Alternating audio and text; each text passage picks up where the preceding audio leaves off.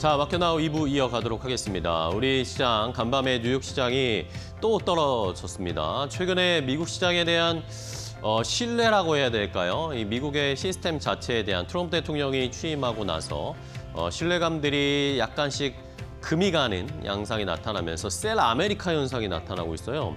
주식도 떨어지는데 채권도 좋지가 않고 이 달러 인덱스, 달러의 가치도 떨어지는 이런 양상이 계속 나타나면서 간밤에도 뉴욕 증시가 많이 떨어지는 모습이었고, 우리 시장으로 오면 우리 시장은 오히려 대선에 초점이 맞춰지면서 대선 정책, 테마, 그리고 앞으로에 대한 어떤 산업이 우리나라의 주가 될 것인가, 여기에 초점을 맞추면서 빠르게 지금 대선 테마 정책의 순환매가 돌고 있습니다. 네.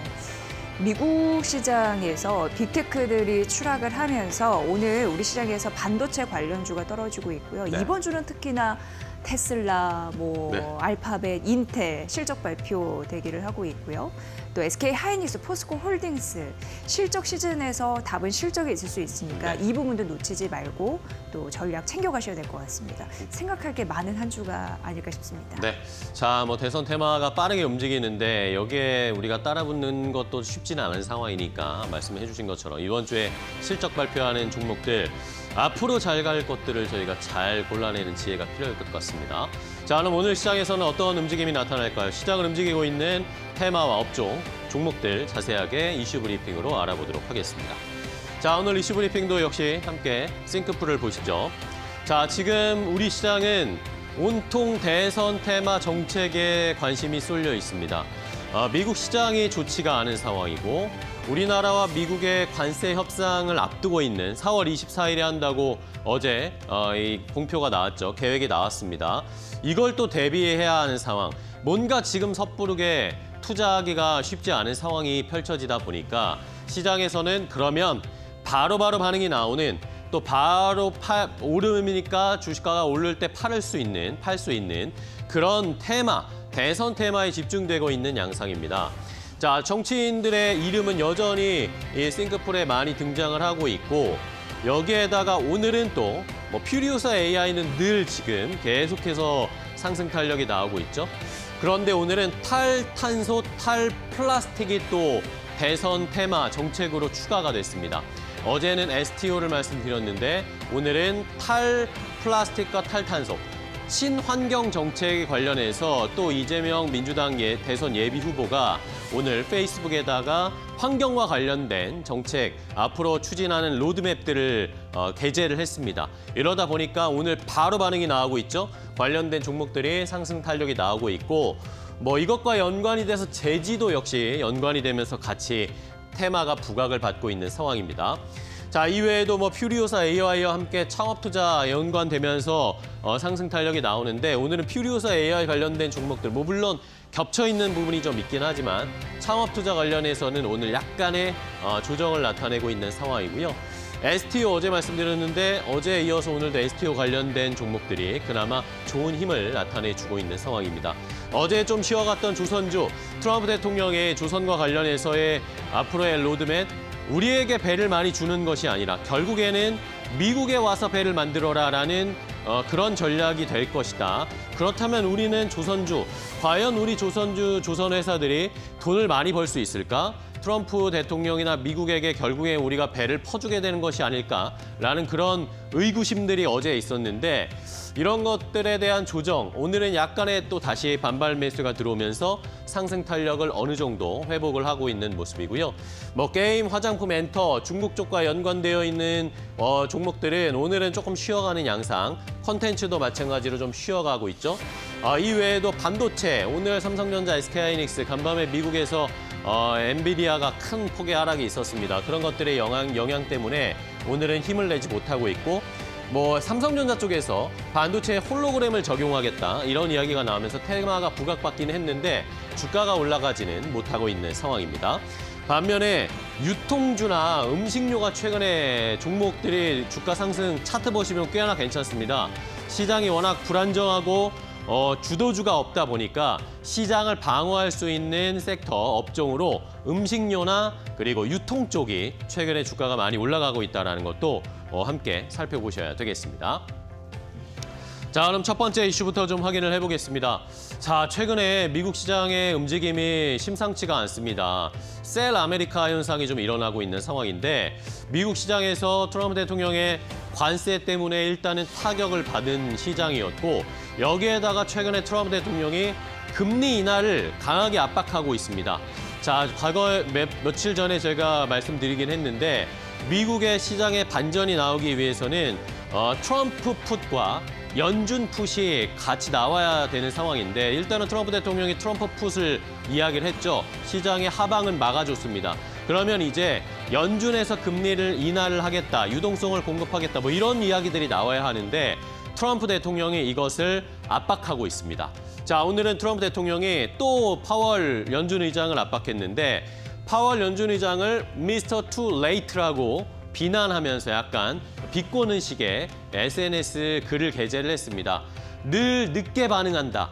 시장이 다 안 좋아지고 나서 금리 인하를 한다거나 아니면은 또 시장이 잘 대응하지 못하고 금리 인상을 한다거나 늘 too late하게 반응을 한다라고 해서 트럼프 대통령이 또 이것을 트루스 소셜에 게재를 하면서 금리 인하를 우회적으로 압박한 것이죠.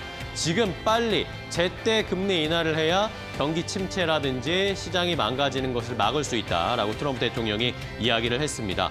자, 그런데 이것은 어쨌든 미국도 그렇고 이 중앙은행의 독립성을 흔드는 것이기 때문에 미국 시장에서 이것을 시스템을 붕괴하는 거 아닌가라는 그런 의심들이 나타나고 있고요. 이러면서 오늘 주가 지수도 많이 떨어졌고 채권 가격 스프레드도 벌어졌고요. 장단기 금리 이 스프레드도 벌어지는 모습이었고 달러화의 가치도 내려가고 있는 상황. 유가는 다른 이유 때문에 떨어졌지만 유가도 떨어지고 이런 양상들이 지금 계속 나타나고 있는 상황입니다. 자, 과연 실제로 금리 인하를 하게 될지 시장에서는 관심이 모아지고 있는 상황이고 이런 것과는 별개로 최근에 미국 시장 많이 붕괴되는 모습입니다.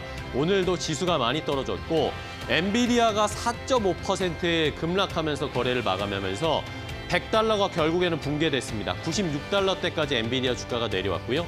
테슬라는 이제 내일 새벽, 우리 시간으로 내일 새벽에 실적 발표하는데 실적 안 좋을 거다라는 예상들이 계속 나오고 있고요. 이러면서 역시 5.7%나 간밤에 테슬라가 주가가 급락하는 모습. 이 외에도 매그니피센트 세븐 종목들이 일제히 다 떨어지는 양상 계속 미국 시장 셀 아메리카 현상이 계속 이어지고 있는 상황입니다. 자, 우리 시장은 그래도 상대적으로 좀 선방을 하고 있는데 관련해서 반도체나 관련된 종목들 주가 흐름 한번 체크를 해보겠습니다. 네, 셀 아메리카 그 흐름들, 반도체 급락 그 흐름들이 우리 시장에서도 고스란히 좀 보여지고 있습니다. 상대적으로 선방한다라는 말은 맞습니다. 일단 삼성전자와 SK하이닉스 오늘 떨어지고 있는 상황인데 삼성전자는 어제도 외국인과 기관의 동반 매도 나왔고 오늘 같은 경우에도 장 초반 60만 주 정도의 외국인 매도세가 오는군요. 참고해 보시면 될 것 같고요. 현재 주가는 55,000원입니다. SK하이닉스 어제 외국인의 매수세가 들어오면서 종가를 형성했는데 오늘 하루 만에 매도로 전환이 됐고 한 6만 5천 주 정도 현재 외국인의 매도세가 출회가 되고 있습니다. 현재 주가는 어제 대비해서 2,000원 떨어지면서 17만 4,600원 선 보여주고 있고요. 최근 SK하이닉스와 한미반도체, 하나세미테 이 종목들이 계속 언급이 되고 있는 상황이잖아요. 한미반도체 오늘 3.7% 약세 흐름을 보여주고 있습니다. 72,300원 선 보여주고 있고요. 하나세미테 그리고 그와 관련된 종목 하나비전 지속적으로 주목을 받고 있는데 맥쿼리에서 목표 주가를 86,000원으로 상향하는 흐름들도 나타났습니다. HBM 생산할 때 핵심 장비로 통하는 TC 본더 그런 공급 계약 체결 소식이 있었고요. 오늘은 소폭 밀리고 있는데 크게 떨어지는 건 아니고 55,800원 선 보이고 있다는 점 말씀드립니다. 사실 작년 말만 하더라도 주가가 3만 원 선밖에 안 갔거든요. 그런 점 감안해서 앞으로의 성장 동력 잘 보시면 될 것 같고요. LG 에너지 솔루션은 대표적으로 좀 특징적인 흐름들 있어서 좀 넣어봤는데요. 인도네시아와 12조 원 규모의 배터리 밸류체인 그런 사업에서 철수한다라는 흐름이 있다라는 거 로이터 통신에서 보도했는데 참고로 해보시고요. 현재는 33만 1,500원 선 보여주고 있는 상황입니다. 셀 아메리카에 영향받고 있는 한국 증시의 주도주 흐름 봐드렸고요. 두 번째 테마 넘어가 보도록 하겠습니다. 자, 두 번째는 역시 대선 정책과 관련된 테마 종목들을 살펴보도록 하겠습니다. 자, 오늘 또다시 새로운 이 대선 정책 테마가 하나 생겼습니다. 이거 뭐 매일 하나씩 생기니까 이걸 따라잡기도 저희가 쉽지 않은 상황인데 어쨌든 이슈들은 계속 보시면서 여기서 우리가 중요한 포인트로 살펴봐야 할 것은 이렇게 제시되는 대선 정책 공약 이런 관련된 테마가 형성이 되는데 이것이 단기적으로 그냥 올랐다가 상승이 멈출 것인지 아니면 돌아가면서 이 테마들이 한 번씩 상승하고 조정받고 다음 테마로 넘어가 이런 식으로 갈 것인지는 저희가 계속 살펴봐야 되겠습니다. 그런 의미에서 제가 매일매일 좀 하나씩 체크는 해드리고 있습니다. 자, 오늘은 이재명 민주당 대선 예비 후보가 SNS에다가 글을 게재를 했습니다. 이번에는 환경 정책과 관련해서 긴 글을 남겼는데 자, 내용들을 좀 살펴보겠습니다. 일단은 2030년까지 온실가스 감축 목표를 달성하겠다라는 이야기를 했고 2035년 이후에 감축 로드맵도 빠르게 정립을 해서 친환경 정책을 펼쳐나갈 것이다 라고 미래 사진을 제시를 했고요. 여기에다가 2028년에는 제33차 기후변화협약 당사국 총회를 유치하겠다라고 이야기를 했습니다. 기후변화협약 당사국 총회를 유치하면서 어쨌든 우리나라가 탈탄소, 탈플라스틱과 관련된 정책을 추구하는 친환경 국가로서의 이미지를 다시 세우겠다라는 그런 전략을 발표를 했습니다. 자, 여기에다가 2040년에는요, 석탄 발전을 아예 폐쇄하면서 그것을 친환경 에너지나 아니면 뭐 원전으로도 우리가 이야기가 나오고 있죠. 그런 것들로 좀 대체할 수 있는 에너지 믹스 정책과 얼마 전에 얘기했던 것과 궤를 같이 하는 것 같습니다. 이런 전략을 앞으로의 계획을 발표를 했고요. 그런 구체적인 내용들 어떻게 그런 것들을 실현할 것인가 전기차의 보급을 더 확대할 것이다 라는 전략도 이야기를 했고요. 바이오 플라스틱도 육성을 하면서 바이오 플라스틱과 관련된 이런 업체들의 주가가 오늘 또 갑작스럽게 튀어오르기 시작했습니다. 아까 싱크풀 보셨죠? 이러다 보니까 탈탄소와 관련된 기업들, 그리고 탈플라스틱과 관련된 기업들, 제지 관련된 기업들, 이런 기업들이 오늘 또 갑작스럽게 부각을 받고 있습니다. 자, 시장에서는 이제 친환경 정책에 관련해서도 새로운 테마가 부각이 됐기 때문에 이것을 저희가 공부하고 종목들을 잘 선별하고 따라잡아야 하는 상황입니다. 아까도 말씀드렸지만 친환경뿐만 아니라 이렇게 대선 정책 테마들이 계속 하나씩 나타나고 있는 상황인데 어쨌든 이 테마들 중에서 어떤 테마들은 계속 상승의 힘을 이어받는지 어떤 테마들은 힘이 빠지면서 쭉 빠지는지 이런 양상도 시청자분들이 잘 판단을 하셔서 투자의 포인트를 잘 잡으셔야 할 것 같습니다. 자, 일단은 오늘은 부각된 탈탄소와 관련된 종목들의 주가 흐름 함께 체크해 보겠습니다. 네, 벌써부터 상한가 간 종목들이 눈에 띕니다. 대표적으로 그린 케미칼 상한가 같습니다. 이산화탄소 포집 활용 기술을 갖고 있는 기업입니다. 오늘 10,000원 선 상승, 10,000원 선 위에서 움직이면서 상승세 보여주고 있고요. 어제 대비로 했을 상한가 갔기 때문에 2,340원 그리고 상한가 갔기 때문에 오늘 장중에 52주 신고가도 함께 터치하는 흐름들이 나타납니다. 수도권 매립지에 탄소 시설을 좀 운영 중에 있는 에코바이오도 오늘 상한가 갔죠. 현재 주가가 5,590원 선 보여주고 있습니다. 반등세 나타나고 3거래일 만에 반등세 나타납니다. 에어레인도 16% 넘는 급등세 보여주고 있는데 이건 국내 유일의 기체 분리막 솔루션 기업입니다. 그러니까 기체 중에 질소, 이산화탄소를 분리할 수 있는 그런 기술이다라고 쉽게 말씀드릴 수 있을 것 같고요. 어제 대비로 했을 때는 3,350원 상승하면서 24,200원 선 보여주고 있습니다. 캠초로스 역시 포집 관련 기술 갖고 있고 14% 넘는 급등세 5,100원 선 보여주고 있고요. 에코아이 4거래 연속 상승하고 있거든요. 12% 넘는 급등세를 보여주고 있는데 여기는 쉽게 해서 친환경 컨설팅 기업이다라고 보시면 될 것 같고 27,700원 선 보여주고 있습니다. 관련 정책 관련해서 뛰고 있는 종목들이니까 잘 보시면 도움이 되시겠죠? 자, 마지막 테마 넘어가 보도록 하겠습니다. 자, 마지막은 제약바이오 쪽을 보도록 하겠는데요. 제약바이오 업체들 중에 그래도 좋은 이슈가 있는 그런 기업들은 주가가 꽤나 잘 가고 있습니다. 오늘 시장에서도 제약바이오가 꽤나 선전을 하고 있는 상황인데요. 이번 달이나 다음 달에 열리는 제약바이오 관련된 행사, 컨퍼런스도 역시 제약바이오의 힘을 실어주고 있습니다. 일단은 두 종목 오늘 잘 가는 종목들의 이슈를 좀 체크해보면 네이처셀이 오늘 주가가 갭상승하면서 출발했더니 지금은 아마 상한가까지 진입을 한 것으로 보입니다. 자, 네이처셀이 FDA가 우리나라에서 진행된 임상 3상 결과를 미국 내에서 허가 신청을 위한 그런 최종 임상 시험으로 인정을 했다라는 이야기가 어제 장 마치고 공개가 됐습니다. 네이처셀 측에서 이 입장을 이야기했는데 우리나라에서 진행한 3상 임상시험 디자인이 미국에서의 허가 심사를 위한 최종 임상시험 기준에도 부합한다. 그러니까 우리나라에서 받은 임상으로 미국에서도 임상을 통과할 수 있다라고 쉽게 생각을 하면 그렇게 되는 것입니다. 그렇게 되면은 임상을 하는데도 돈이 많이 들어가잖아요. 시간도 걸리고. 그런데 FDA의 임상을 우리가 빠르게, 네이처셀이 빠르게 통과할 수 있다라는 그런 이점이 생기는 겁니다. 돈도 절약이 되고 시간도 절약이 되니까 이제 해외 진출, 미국 진출에 조금 더 빠른, 조금 더 패스트 트랙으로 갈 수 있지 않을까라는 기대 때문입니다. 미국 내에서는 이 보완족 역할의 소규모 임상 단계 한 단계만 거치면 미국 FDA의 승인도 받을 수 있게 되는 것입니다. 그러다 보니까 네이처셀이 오늘 상한가로 직행을 하는 모습이었고요. 신라젠도 FDA와 관련된 이슈가 좀 있습니다. 신라젠은 FDA로부터 항암제 하나에 대해서 급성 골수성 백혈병 환자 대상으로 임상을 확대하는 이런 임상 시험 계획 변경 승인을 받았다라는 것입니다. 이러면서 신라젠도 오늘 주가가 잘 가고 있고, 자, 그리고 이번 달에 이제 AACR이라고 해서 미국의 암 연구 학회가 열립니다. 시카고에서 열리는데 여기에 참가하는 우리나라 제약바이오 기업들도 많고 또 다음 달에는 아스코가 열립니다. 이러니까 여기에 참가하는 우리나라 제약바이오 기업들이 여기에서 뭔가 좋은 것들을 발표하고 계약 소식이 좀 있지 않을까? 이런 것들 때문에 시장에서는 제약바이오 관련된 종목들을 지금 하나하나 골라가면서 주목을 하고 있는 상황입니다.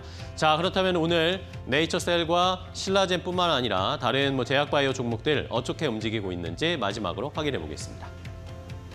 네, 3거래일 만에 반등세, 네이처셀 이슈는 앞서서 말씀드렸고요. 상한가 풀리지 않고 지속해서 그 힘을 유지하고 있습니다. 현재 주가는 33,250원 선이고요. 신라젠 9거래 연속 상승세 놓치지 않고 가고 있고요.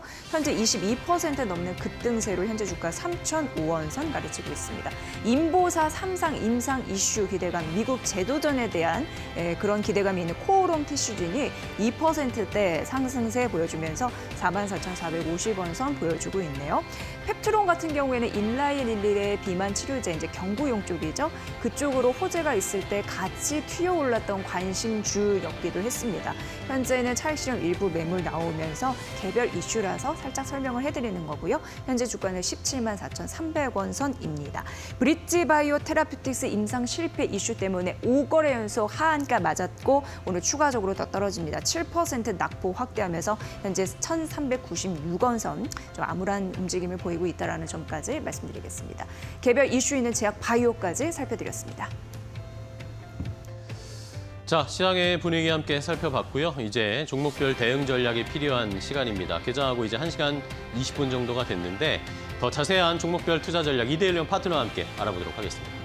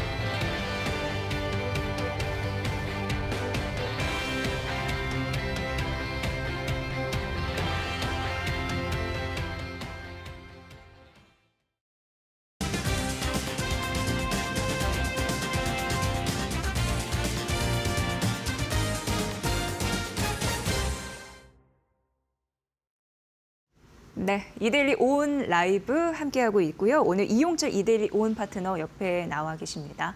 증시 리뷰 저희 확실하게 좀 해드릴게요. 파트너님 반갑습니다. 네, 반갑습니다. 네. 뉴욕 증시는 좋지 않았어요. 또 트럼프 대통령이 파월 연준 의장 때리기에 나서면서 해고하라 막 이러면서 연준의 독립성 뭐 이런 부분이 훼손되지 않을까라는 그런 충격, 그리고 빅테크들 줄줄이 떨어지면서 그런 흐름들이 있었는데 오늘 시장 보면 그래도 상대적으로 우리 시장은 견디는 것 같아요. 네, 어떻게 보셨습니까? 네, 맞습니다. 미국 증시가 전거래일 기준으로 굉장히 큰 폭으로 하락을 했지만 국내 증시는 증시는 방어를 보여주고 있는 모습인데요. 특히 이런 빅테크들의 관련주들의 하락에도 불구하고 국내 증시 종목들은 선방하는 흐름을 보여주고 있습니다. 가장 중요한 포인트 중 하나가 이렇게 트럼프 대통령의 파월 연준 의장을 계속해서 압박을 하고 있는 모습이죠. 금리를 계속해서 인하하라라는 지금 발언을 통해서 압박을 가하고 있는데, 근데 이런 스탠스를 보자면 트럼프 행정부 1기 때가 떠오릅니다. 트럼프 행정부 1기 때도 마찬가지로 취임 이후에 계속해서 금리를 인하하라는 압박을 했었는데, 그로 인해서 1기 때 증시 상황만 봤을 때에도 네. 3월에서 4월 달이죠. 3월에서 4월 달은 증시 마찬가지 좀 더 하락이 이어졌지만 5월 달에는 이러한 하락세가 완화가 되면서 상승세가 이어졌습니다. 마찬가지로 조금 형태는 달라졌지만 원래 2기 때 마찬가지로 3월에서 4월 달에는 일정 부분 조정 장세가 이어질 거고, 그 조정 장세는 이미 시장을 어느 정도는 다 반영하고 있는 수치이기 때문에 이제는 5월 달부터는 점진적으로 반등하는 흐름 충분히 이어갈 것으로 전망이 되고요. 국내 증시 마찬가지로 이제는 관세에 대한 불확실성 리스크에서 어느 정도 반영되는 시점에서 이제는 실적 시즌으로 전환이 되어가고 있는 시기이기 때문에 이제는 개별 종목들에 의한 이제 실적 흐름 지켜보시면 좋을 것 같고요. 국내 증시 차트 보면서 좀 더 디테일하게 설명을 드리도록 하겠습니다. 자, 제가 여러분들께 4월 15일이죠. 제가 화요일마다 마켓나우 2부에서 인사를 드리는데요. 이날 제가 2480 라인대를 돌파하지 못하는 선에서 조정을 받을 겁니다 말씀을 드렸어요. 근데 그 이후에 제가 그 당일날 온라인 무료 공개 방송에서 2480 라인대를 돌파하지 못하는 선에서 조정을 받는다 했을 때 두 가지 시나리오에 대해서 말씀을 드렸습니다. 자, 2480 라인대를 조정 넘어가지 못하는 선에서 2434 라인대가 두 번째 포인트라고 말씀을 드렸죠. 네. 이 라인대를 이탈하게 되는 경우에는 추가적인 실망 매물이 쏟아지면서 2400선을 한 번 더 이탈을 할 것이다라고 제가 말씀을 드렸습니다. 그 두 번째 시나리오에 대해서는 2434에서 35 라인대를 이탈하지 않는 선에서 반등이 나오게 됐을 때에는 빠르게 2480 라인대를 다시 한번 탈환하는 움직임을 보여줄 거라고 제가 두 가지 시나리오에 대해서 말씀을 드렸는데요. 좀 더 다행히도 국내 증시는 좀 더 강한 상승세가 이어지면서 2435 라인대를 다시 이탈하지 않는 선에서 반등이 이어진 두 번째 시나리오로 접어들었기 때문에 전 고점을 빠르게 넘겨줬고요. 그로 인해서 오늘 같은 경우에도 글로벌 증시는 하락했다 하더라도 국내 증시는 좀 더 강한 강보합권대에서 움직이는 흐름 보여주고 있다라고 판단이 되고요. 외국인이 계속해서 매도를 이어가고 있는 상황에서 이제는 이 매도세가 매수세로 전환되는 시점에서는 좀 더 폭발적인 상승세 이어질 것으로 전망이 됩니다. 국내 증시는 글로벌 증시보다 굉장히 강력한 흐름이다라고 말씀을 드린 만큼 외국인의 매수세까지 접어들었을 때에는 빠르게 2500선까지도 탈환할 수 있을 것으로 전망이 되기 때문에 지금 시점에서는 조금 더 조정을 받을 때는 적극적으로 공략할 수 있는 타점을 잡아보시면서 앞으로의 방향성은 상방이다라고 볼 수가 있기 때문에 이런 전략들 참고해 보셔서 포트폴리오 구성해 나가시길 바라겠습니다. 네. 이제 실적 시즌도 신경을 써야 된다라고 말씀드렸고, 사실 외국인이 매수로 전환되는 포인트에 증시 반등의 탄력이 더 좋을 텐데 이런 얘기도 좀 해주셨어요. 오늘 장 초반에 외국인이 매수였지만 다시 좀 매도로 전환돼 약간 좀 아쉬운 흐름들은 있어도 우리가 이럴 때 또 저점 매수할 수 있는 종목들은 뭘지 이렇게 또 생각해보는 여유도 한편으로 좀 가져가야 되지 않나라는 생각을 해봤습니다. 이번 주 같은 경우에는 뭐 대표적으로 테슬라, 알파벳, 인텔 이 굵직한 기업들의 실적 발표 대기하고 있는 와중에 뉴욕 시장 급락세, M7 종목들이 추락을 했잖아요. 이럴 때 어떤 전략을 우리가 좀 고민을 해봐야 될지 좀 신경 쓰이긴 해요. 네, 맞습니다. 이제 N7 종목들의 좀 조정이 잇따르고 있는 가운데 이제 이번 주부터 본격적인 실적 장세가 이어집니다. 말씀을 드렸죠. 따라서 이 M7의 실적이 매우 중요합니다. 물론 최근에 글로벌 증시는 굉장히 큰 폭으로 조정을 받은 상황이기 때문에 이렇게 조정을 받은 상태에서 실적 자체가 조금만 좋아도 저가 매수가 강하게 유입될 수 있는 시장입니다. 그렇기 때문에 여러분들께서 지금 섣부르게 바닥이다라고 판단하고 공략하시기보다는 특히 미국 증시 기준입니다. 이 실적을 발표하고 나서 확인을 하고 저가에서 매수가 유입되는 것을 확인하고 공략하시면 좀 더 안정적인 흐름으로 좀 더 공략할 수 있지 않을까 싶고요. 국내 증시는 앞서서 말씀드렸던 대로 글로벌 증시보다 굉장히 강력한 상승 흐름을 가져가고 있는 상황이기 때문에 국내 증시의 경우에 살짝 다릅니다. 조정 시에는 매수 전략 충분히 유효하기 때문에 글로벌 증시는 저가 대비해서 확인하고 반등이 나오는 걸 확인하고 공략을 하시고요. 국내 증시는 조정 시 매수한 전략 기준 잡아가시길 바라겠습니다. 네. 그래서 이번 주 초반부터 시청자분들한테 좀 얘기를 한 게 증권사 같은 경우에도 좀 불확실한 거, 어려운 거 하지 말라고 조금 더 명확한 거에 집중하면서 이번 주 투자 전략을 세워야 된다라고 하는 와중에 엔터, 뭐 콘텐츠 이거는 관세의 무풍지대이니까요. 그런 것들이 언급되기는 했습니다. 근데 그게 맞을 확률이 높은 건지 파트너님의 의견 궁금한데요. 어떤 업종을 위주로 좀 봐야지 우리가 좀 유리할 수 있을까요? 그러니까 네. 이 말인즉슨 시장 수익률을 초과할 수 있는 전략에 대해서 여쭤보는 건데요. 네, 그렇죠. 이제 최근에 시장의 관세로 인해서 불확실성이 증대되다 보니까 이로 인해서 조금 더 영향을 제한적으로 받아갈 수 있는 무풍지대 안에 있는 종목들에 대해서 좀 더 여러분들께서 관심을 가져주실 필요가 있고요.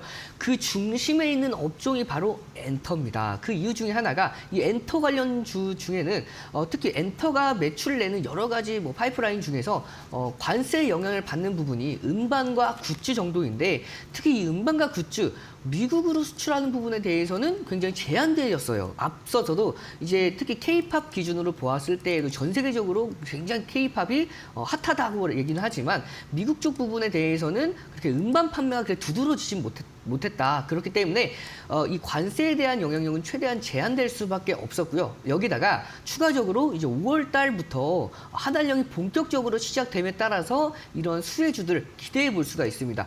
특히 제가 여러분들께 이 한한령 관련주에 대해서는 제 2주, 3주 차까지 제가 지지난주, 지난주 그리고 이번 주도 마찬가지로 엔터 관련주들에 대해서는 좀 더 강력하게 말씀을 드리고 있는데요. 특히 이 한한령이 해제가 되지 않았음에도 불구하고 엔터주들의 실적이 괜찮습니다. 이로 인해서 이제는 한한령이 해제가 됐고 그다음에 글로벌 월드 투어를 진행을 했을 때 중국까지 진행을 한다면 연간 100만 명에서 200만 명을 추가로 더 모객할 수 있다라는 전망이 잇따르면서 여기에 파생되는 음반 판매뿐만 아니라 굿즈에 대해서도 추가 실적에 대한 기대감까지 계속해서 가져갈 수 있기 때문에 이런 종목들 좀 지켜보실 필요가 있고요. 제가 그 중심에 있는 종목 중에서 한 종목을 제가 2주 연속해서 여러분들께 소개를 해드렸죠. SM입니다. 이 SM에 관해서는 제가 매주 화요일 날 인사를 드리고요. 지지난주에도 SM을 최종 공략주로 선정해드렸고 지난주에도 말씀을 드렸습니다. 특히 지난주 공략 기준으로 이 SM에 관해서는 저가 대비해서 12.85% 상승에 성공을 했습니다. 이 SM, 특히 SM을 보시면 제가 여러분들께 SM은 여러 번 말씀을 드렸죠. 특히 지난주 화요일입니다. 화요일 저가도 아니죠. 종가 부근에 대해서 10만 5천 원 기준으로 11만 8,500원까지 약 한 2% 이상, 13%까지 상승하는 흐름을 만들어냈는데요. 특히 SM의 경우에는 과거로부터 다른 엔터주들과는 조금 차별화된 게 각 그룹에 중국인 멤버를 한두 멤버씩 꼭 포함을 시켰습니다. 거기다가 이번에 2분기에 정말 굵직굵직한 그룹들이 앨범을 발표할 예정인데 뭐 카리나가 포함되어 있는 에스파부터 해서 라이즈 거기다가 NCT가 앨범을 2분기에 발매할 예정이고요. 특히 NCT의 경우에는 이 선주문만 121만 장이라고 합니다. 이 네. 121만 장은 여러분들께서 와닿지 않으실 수도 있어요. 근데 제가 여러분들 지난주에 어떻게 설명을 드렸었냐면 과거에 제 기억으로는 정말 최고의 남성 그룹이죠. 동방신기라는 그룹이 있었습니다. 이 동방신기가 4집 주문 앨범이 이 미로틱 앨범이 무려 50만 장이 팔리면서 굉장히 우리나라뿐만 아니라 일본에서도 1위를 석권했었는데 네. 그 50만 장 훨씬 상회하는 121만 장을 선주문을 받았기 때문에 이 NCT 앞으로에 대한 상승 흐름들을 기대해 볼 수가 있고요. 여기에 따라서 이 모든 것들에 대한 실적에 대한 반영이 될 수 있을 것으로 제가 말씀을 드렸습니다. 뿐만 아니라 이 디어유의 지분을 추가로 11% 이상 취득을 하면서 이 부분들에 대해서 연결 실적으로 반영되는 시기가 올해부터 본격적으로 진행이 됩니다. 그렇기 때문에 실적에 대한 기대감까지 계속해서 가지고 있을 수 있는 종목이 SM이고요. 이로 인해서 현재에도 시장 자체는 조금은 움직이지 못한다 하더라도 SM만큼은 좀 더 강한 상승 흐름을 보여주고 있는 모습이죠. 최근에 2025년도 4월 18일 날 장중 11만 8,500원대까지 상승하는 흐름이 이어서 하루 조정을 받았고요. 그 다음 날인 오늘 바로 반등이 이어진 모습입니다. 이렇게 SM 같은 경우에는 엔터주 중에서도 굉장히 대장주 중 한 종목으로서 강한 상승 흐름을 이어가고 있기 때문에 추가적인 상승 랠리 충분히 이어갈 수 있을 것으로 전망이 되고요.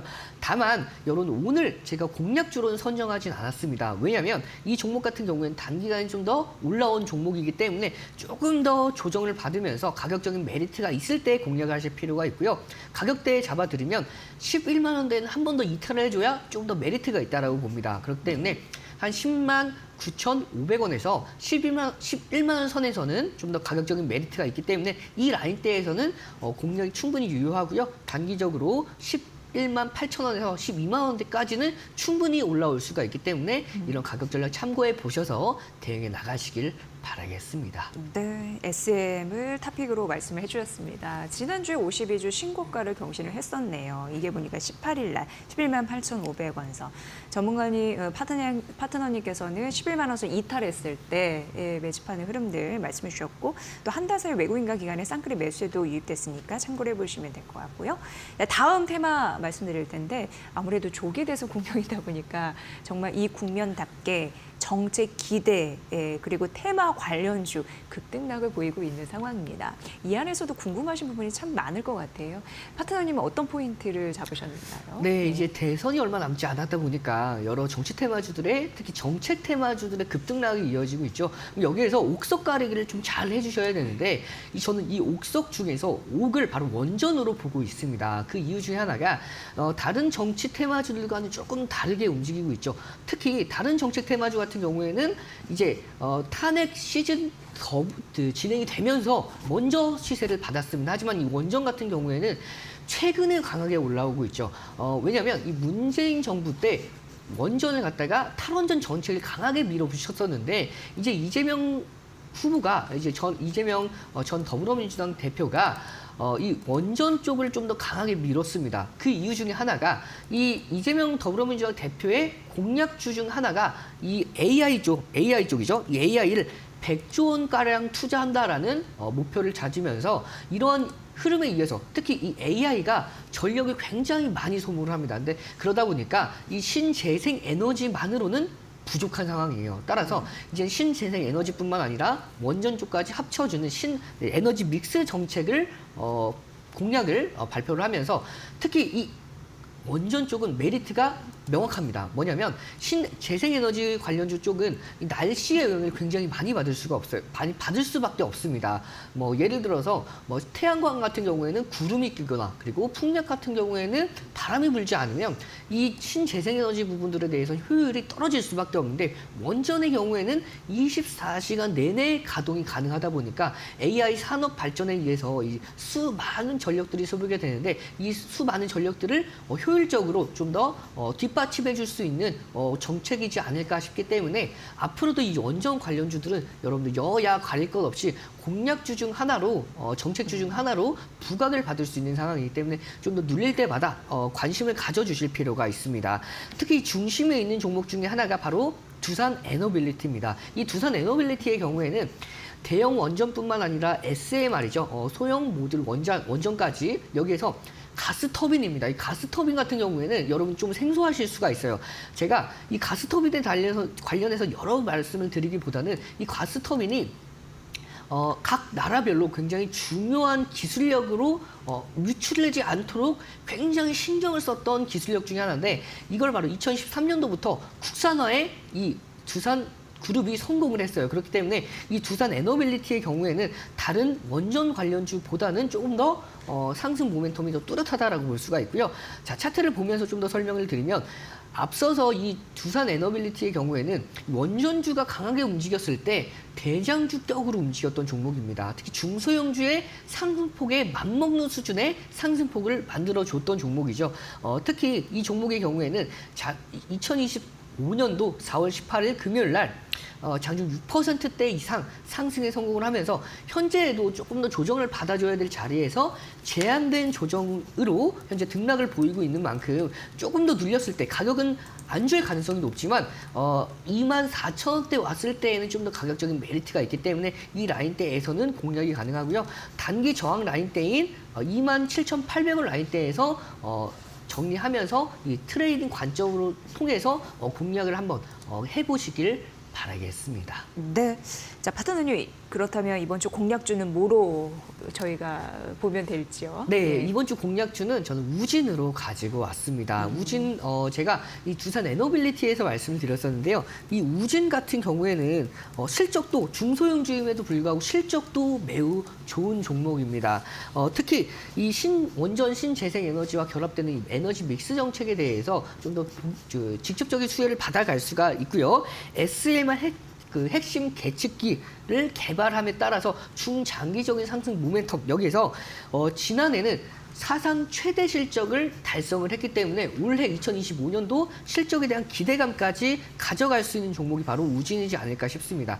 차트를 보면서 좀 더 자세하게 설명을 드리면 자, 앞서서 2025년도 1월 달 고점입니다. 이 고점과 고점을 이어보면 이 하락 추세가 이어지는 모습이죠. 자, 보시면 오늘 2025년도 4월 18일 날 장중 9%대까지 상승을 했고 그 이후에 이틀 연속 조정을 받았습니다. 조정을 받았는데 오늘 이 저항 라인대를 지지받아주는 지지 라인대로 적용을 하면서 마이너스 2.63%대에서 현재는 약보합권대까지 회복한 움직임이죠. 따라서 현재 구간에서는 강력한 지지 라인대로 작용을 할 수가 있기 때문에 점진적인 상승 랠리 기대하면서 가격 전략 잡아드리도록 하겠습니다. 목표가는 8,100원, 손절가는 6,900원 기준 잡고 이번 주에 좀 더 관심 있게 지켜보도록 하겠습니다. 네, 오늘 이용철 파트너님께서는 우진 종목을 탑픽 종목으로 공략주 종목으로 말씀을 해주셨습니다. 실적 기대 있고요, 정책 모멘텀 있는 그런 종목입니다. 여러분도 관심 있게 봐주시면 될 것 같습니다.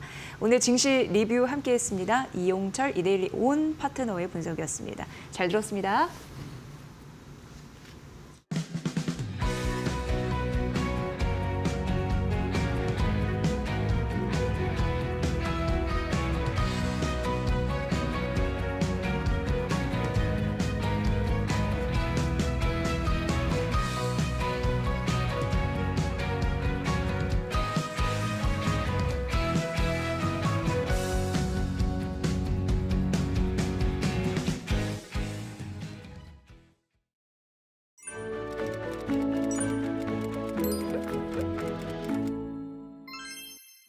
안녕하세요.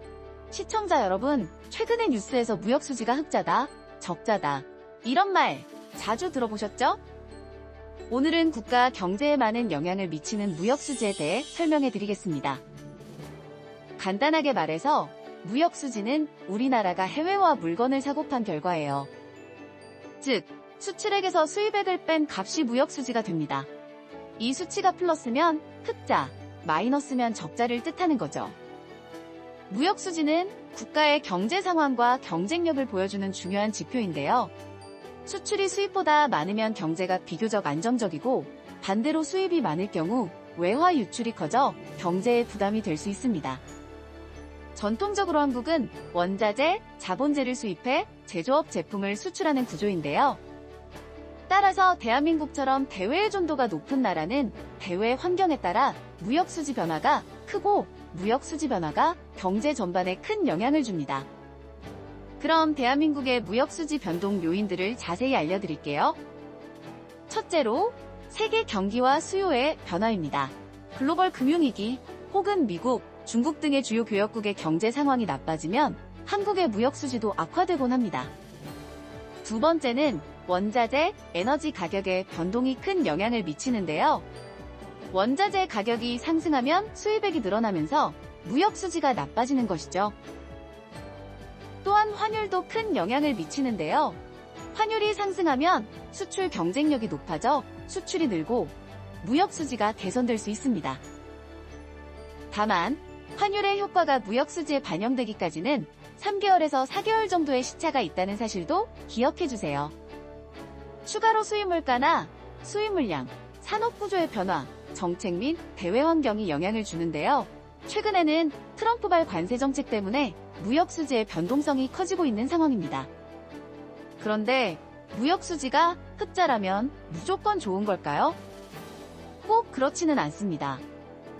흑자가 크면 외화가 많이 들어와서 경제에 도움될 수 있지만 반대로 너무 수입이 줄어들면 내수 시장이 위축될 수 있어요.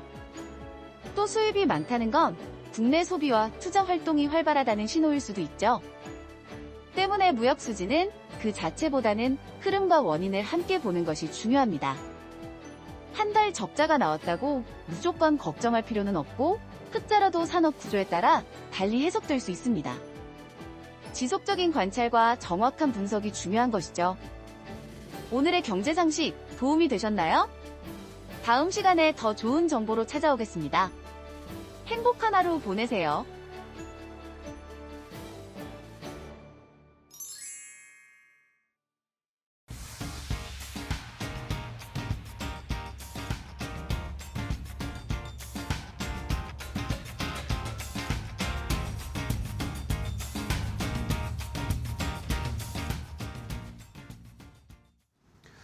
자, 마켓나우 2부 함께하고 계십니다. 우리 시장은 아직까지 강보합권 수준을 유지하고 있어요.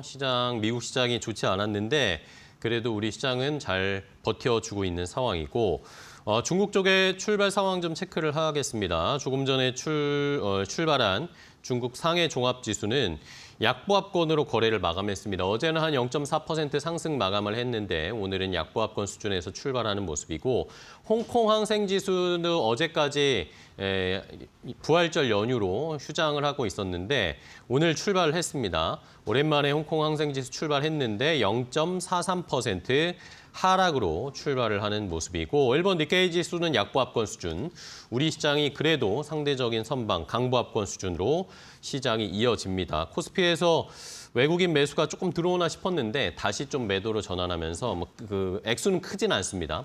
54억 정도 코스피에서 매도하고 있고 선물 시장에서는 조금 외국인이 매수를 하고 있는 상황이네요. 외국인 매수가 언제 들어올지 여부도 잘 체크를 해보셔야 되겠습니다. 자, 그럼 이제 한 걸음 더 깊이 들어가서 시장에서 또 우리가 얻을 수 있는 투자 아이디어, 또 시장의 분위기 파악을 해보도록 하겠습니다. 오늘 이데일리 인사이트는 이데일리 마케팅 센터의 권서연 센터장과 이야기를 나누겠습니다. 안녕하세요, 센터장님. 네, 안녕하세요. 네, 반갑습니다. 자, 오늘은 또 어떤 이야기를 나눠봐야 될지 시장에서 최근에 이제 또 대선을 앞두고 있는 상황이고 이러면서 뭐 상법 개정 통과되고 안 되고 뭐 거부권 있고 이런 것도 있고 하면서 여기에 좀 관심이 많아지는 것 같습니다, 다시. 그러면서 최근에 또 중복 상장 이야기가 자연스럽게 또 여기다 엮이게 되잖아요. 이런 것 때문에 최근에 시장에서 SK 엠무브 이야기가 좀 나오고 있어요. 요 어떤 상황인 거죠, 지금? 일단 지금 SK 엠무브라는 회사는 SK 이노베이션의 자회사거든요. 네네. 예전에 SK 루브리컨츠라는 회사가 이름을 바꿔서 지금 SK 네. 엠무브가 됐는데 네네. 상장을 준비하고 있는 상황이에요. 이 회사는 윤활유 만드는 회사인데 우리 자동차의 그 지크 브랜드 네. 많이 갈잖아요. 광고에서 많이 아마 봤죠. 브랜드 파워로는 1위일 거예요. 네네. 윤활유 부분에서는. 그 지크 브랜드의 윤활유를 만드는 회사입니다. 그런데 이제 지난해 말에 미래에셋증권 그리고 한국투자증권 대표 주관사로 선정을 했고 네. 공동 주관사로는 뭐 KW증권 삼성증권하고 JP모건 그리고 시티그룹 글로벌 마켓증권을 선정을 했는데 네. 주관사를 선정했다는 거는 이제 본격적으로 상장을 추진하겠다라는 상장하겠다는 의미인 거죠. 이후에 실사하고 이제 예비 심사 청구를 하고 그러면 거래소에서 심사를 해서 승인을 하고 상장하는 요 이제 루트를 밟게 되는데 사실 SKM무브의 상장 시도가 이번이 처음은 아니에요. 아, 그래요? 네 번째예요. 어. 사수생인 거죠. 아이고. 그래서 2013년 그리고 2015년 그리고 2018년 추진을 했다가 그때는 몸값이 왜? 예. 좀 너무 높다. 뭐 이런 논란 때문에 이제 뭐 실패를 했고 아. 이번에 다시 추진하는 건데 이번에는 한국거래소가 좀 상장 추진에 제동을 좀 건 그래요? 상태예요. 네.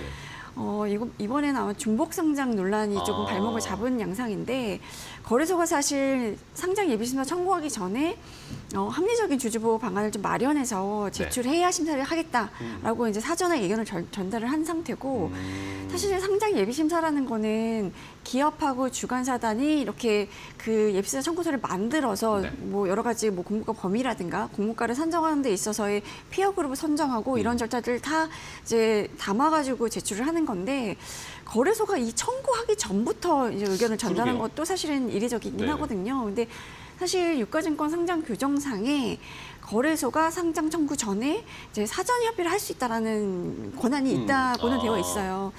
뭐 어쨌든 간에 이제 이 권한을 권한은 활용해서 있는데. 워낙에 중복상 논란이 있으니까 좀 주주 보호 방안을 좀 마련해서 담아달라라고 얘기를 했고 SKM무브 주관사단이 뭐 일단 한국거래소 이렇게 요구를 해왔으니까 뭐 좀 논의를 해보자 이래서 상장 예비심사 청구 계획은 일단 좀 보류한 상태입니다. 네. 자, SK 이노베이션 안에 있는 자회사인 거죠, SK M무브는. 그렇죠. 네. 그러면은 뭐 아까 표에 저희 그래픽에 좀 나오기는 했는데 네. 지분을 얼마나 가지고 있길래 이걸 중복 상장에 논란이 된다 그런 식으로 판단이 되는 거죠? 지금 SK이노베이션이 갖고 있는 지분이 70%고요. 70%. 그리고 사모펀드인 IMM 크레딧 앤 솔루션이 갖고 있는 지분이 30%예요. 그러니까 마지막 상장 추진 시기가 2018년이었잖아요. 네네. 근데 그때까지만 해도 이제 이 SK이노베이션에서 물적 분할한 회사이기 때문에 100% 지분을 갖고 있었다가 2021년에 그러니까 상장이 계속 무산되고 이러는 와중에 이제 자금이 필요하고 이러니까 투자를 받았어요.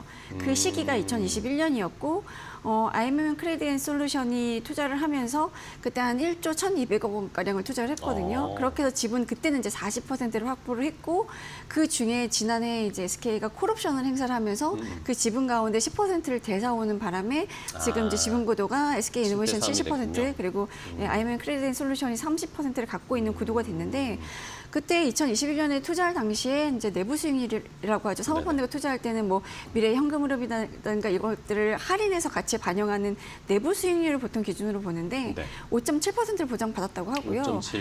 그때 투자를 받으면서 SKM무브를 2026년까지 상장하겠다라고 약속을 한 거예요. 그러니까 이제 시간이 얼마 안 남았으니까 지금 2025년이잖아요. 그러니까 그러네요. 이제 상장 추진할 시기가 돼서 추진하는 건데 과거에도 사실 고평가 논란이 있었는데 그때 고평가 논란의 이유라는 게 이제 네. 갈수록 전기차 보급률이 높아지고 이러는 상황이니까 그쵸. 네. 이 뭐 전기차에 들어간 윤활유는 그렇게 양이 많지가 않아요. 그쵸. 그래서 전기차 사업이 보급률이 이제 확대가 되면 이 윤활유 사업의 성장성이 얼마나 있겠냐라는 논란이 좀 윤활유는 일었었고. 지금 내연기관차에 그쵸, 많이 쓰는 그쵸. 건데. 그러니까 전기차 시대로 가는 그 상황에서의 이 윤활유 사업의 성장 여력이 많지 않다는 점 때문에 그러니까 미래 성장 가치에 대한 평가가 좀 바뀌었던 거죠. 네네. 근데 사실 어찌 보면 이거는 아직도 해결되지 않은 문제인 그렇죠. 거잖아요. 뭐 다른 사업을 하는 건 아니잖아요. 그런데 SK임무부가 뭐 여러 가지 계획을 발표를 하면서 뭐 액침 사업이라든가 아니면 전기차용 뭐 냉매 사업 이런 것들을 좀 신사업으로 추진하겠다라고는 했는데 그래도 여전히 윤활유 사업의 그쵸. 비중이 이제 비중이 절대적이니까 뭐 그런 고평가 논란에서는 여전히 자유롭지는 않은데 어쨌든 이제 이대주주인 IMM 크레딧 앤 솔루션의 엑시트가 필요하니 지금은 이제 상장을 추진할 수밖에 없는 네네네. 상황이 된 거죠. 근데 문제는 네. SK이노베이션의 상장 회사고 그쵸. SK엠무브는 2009년에 그 SK이노베이션으로부터 물적 분할을 해서 이제 설립된 비상장 자회사라는 점인 거죠. 그쵸. 그러니까 대표적인 중복 상장 사례인 건데 지금은 뭐 SK엠무브의 이 지분 가치가 SK이노베이션 가치에 이제 고스란히 반영이 되잖아요. 근데 SK엠무브가 상장을 하게 되면 지주사가 갖고 있는 SK엠무브가 이제 상장이 된 거니까 네. 그 지분 가치 온전히 SK이노베이션의 지분 가치에 반영이 되겠냐. 그쵸. 아무래도 할인이 네. 되겠죠. 그쵸. 그러니까 기존의 SK이노베이션 주주들은 그거에 대한 이제 그 주주권 침해를 받을 수밖에 없는 상황이다라는 논란이 일고 있는 거고 실제로 SK 이노베이션 주가를 보면 뭐 여러 가지 요인이 있을 거예요. 뭐 이제 전기차 캐즘 문제도 좀 있을 거고 네. 왜냐면 SK 온이 SK 이노베이션 자회사로 또 있으니까. 그렇죠. 아. 그래서 작년 한때 한 14만 원 넘었던 주가가 지금 최근에는 많이 9만 원대 떨어졌죠. 아마 지금 한 9만 2천 원 정도 수준에서 형성되어 있을 텐데 여기에는 SK엠무가 주관사 선정하고 상장 추진에 나서면서 중복 상장 논란이 일어난 것도 이제 일면 반영이 된 게 아니냐라는 분석들을 하고 있습니다. 네. 자, 이러니까 중복 상장에 대한 여러 가지 논란, 이제 한국거래소도 어쨌든 그걸 미리 사전에 좀 논란이 되지 않게 하기 위해서 그렇죠. 선제적으로 좀 하는 것 같은데 결국에는 지금 뭐 다시 상장하고 중복 상장을 하고 아니면은 지금 2대 주주한테 빨리 엑시트할 수 있는 기회를 줘야 되는 이런 게 결국에는 SK 이노베이션의 개인 주주, 소액 주주 같은 경우에는 이 충돌이 일어나는 거잖아요. 그 이익과 이익에 대한 충돌이 일어나는 거니까 이것 때문에 또 이제 논란이 되고 이러면 또 거슬러 올라가면 상법 개정 이야기가 나올 수밖에 없습니다. 자, 그러면 어쨌든 거래소가 뭔가 요구를 하고 있습니다. 미리 선제적으로 좀 정리를 해서 와라고 하는데 그러면 주주 보호 방안이라고 할 수 있는 거 어떤 방법으로 해야 됩니까? 뭐 여러 가지 방안을 놓고 고민은 하고 있다라는 네. 게 SK 이노베이션 입장이긴 한데 뭐 시장에서 거론되고 있는 방법 중에 이제 대표적으로 예를 들면 SK 이노베이션이 갖고 있는 SK 엠무브 주식을 네. 그 SK 이노베이션 일반 주주들한테 현물 배당하는 거예요. 아니면 일반 주주들한테 SK 이노베이션 주식을 엠무브 주식으로 교환할 수 있는 기회를 주거나 뭐 여러 가지 이제 방안이 있을 텐데 뭐 만약에 이제 현물 배당을 한다고 치면 네. SK 엠무가 상장을 할 때 SK 이노베이션이 갖고 있는 이제 구주를 이제 공모주로 내놓는 우리가 소위 말하는 구주 매출을 해서 SK 이노베이션도 이제 현금 확보를 좀 해야 되는데 네네. 그런 계획에 좀 차질이 생길 거잖아요. 그렇죠. 그래서 아마 SK 이노베이션도 지금 배터리 사업 때문에 아마 이제 현금이 많이 필요한 상황이라서 이런 여러 가지 방법을 놓고 뭐 어떤 게 이제 어느 정도의 절충점을 찾을지는 좀 궁금하긴 한데 여러 가지 안을 놓고 고민 중인 것 같습니다. 네. 자, 어떤 방법을 가지고 올지도 궁금한 상황이 되겠습니다. 자, 그러면 어쨌든 중복 상장 이야기 뭐 여러 가지 물적 분할 이야기도 있고 우리 시장에서 늘 디스카운트 우리 시장 맨날 뒤통수 맞는다라는 이야기 나오는 게 주주들이 개인 투자자분들이 나오는 게 이런 중복 상장도 사실 큰 요인 중에 하나 아니겠습니까? 이런 상황이 계속 우리가 거슬러 올라가 보면은 LG 엔솔 때도 그랬고 그렇죠. 뭐 또 중복 상장이나 뭐 아니면 유상증자 하겠다는 태도도 많고 이러다 보니까 늘 디스카운트 요인이었는데 이게 이제 좀 바뀔 수 있을까요? 네. 글쎄요. 사실 그동안에 한국 증시에서 이런 중복 상장은 아주 일찌감치 행해져 왔었는데 그쵸, 예. 이게 사실 이제 주주 이해와 충돌된다. 그래서 주주들이 이제 들고 일어나고 이랬던 결정적인 계기가 네네. LG 에너지 솔루션이었었어요. 그쵸. 그때 사실 LG 엔솔 같은 경우는 워낙 IPO 규모가 컸었잖아요. 그쵸, 10조 규모였고 그때 뭐 단군일의 최대 규모 상장이다. 그쵸. 뭐 돈도 이러면서 엄청나게 몰렸죠. 그렇죠. 네. 근데 이 LG 엔솔도 LG 화학에서 물적 분할이 돼서 설립된 기업이기 때문에 이제 대표적인 쪼개기 상장이었던 거죠. 그렇죠. 그때 그래서 LG 화학 주가가 급락하고 LG 화학 주주들이 이제 여러 가지 뭐 피해를 입었다고 뭐 이제 하소연을 하기도 하고 막 이랬었는데 그 이후로 이제 중복 상장이라는 이슈에 대해서 한국 자본시장에서 주주들이 느끼는 민감도, 예민도가 굉장히 그쵸, 높아진 것 네. 같아요.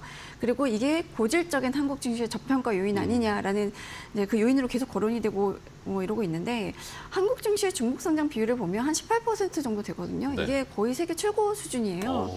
왜 이렇게 한국 증시에 그러게요. 중복 상장 사례가 많을까 이렇게 짚어보면 저희가 우리가 1997년에 외환위기를 겪었잖아요. 네네. 그 이후로 사실 정부가 정책적으로 지주사 체제로 전환을 꾸준히 추진을 해왔었어요. 그리고 뭐 기업 분할 제도도 도입을 하고 막 이랬었는데 그 전까지만 해도 우리나라 대기업들이 이제 대부분 순환 출자 구조였단 말이에요. 그렇죠. 그러니까 오너일거가 오너일거가. 어떤 기업의 주식을 이제 소수 지분, 그러니까 아주 적은 지분을 갖고 있어도 그 기업이 다른 계열사의 지분을 갖고 있고 그 그렇죠. 계열사가 또 다른 계열사를 순환 고리를 갖고 있고 돌면서 그렇죠. 이 이렇게. 고리를 만들어서 네. 적은 지분을 가지고도 이 그룹을 지배하는 구조를 만들었었는데 이게 문제가 뭐냐면 그룹 내 한 기업이 부실해지면 이 부실이 전체 그룹 내로 그쵸, 이제 예, 확 그쵸. 퍼지는 문제가 있었던 거죠. 그래서 외환위기 때 그룹 자체, 그러니까 그룹 전체가 도산하고 이랬던 게 그쵸. 사실 이런 순환 출자 구조의 문제가 컸던 건데 뭐 그러면서 이제 정부가 이 순환 출자의 고리를 좀 끊자. 그래서 지주사 전환을 많이 그쵸, 유도를 지주사를 했었어요. 만들고. 이렇게 하면 기본적으로 그룹사 입장에서는 뭐 부실한 기업 하나만 띄어내면 되니까 구조조정이 쉬워지게 될 거고 그렇게 되면 경제 위기로 인해서 그룹사들이 부도가 나는 상황을 좀 줄일 수 있고 그쵸. 그래서 이 지주사 체제를 조금 적극 권장하는 분위기였는데 이게 또 한편으로는 오너일가 입장에서 보면 오너일가의 사적, 그러니까 지배주주의 사적 이익을 추구하기 굉장히 좋은 수단이 됐던 거예요. 그러니까 대표적으로 이제 물적 분할을 상장하는 그쵸. 케이스들인데 네.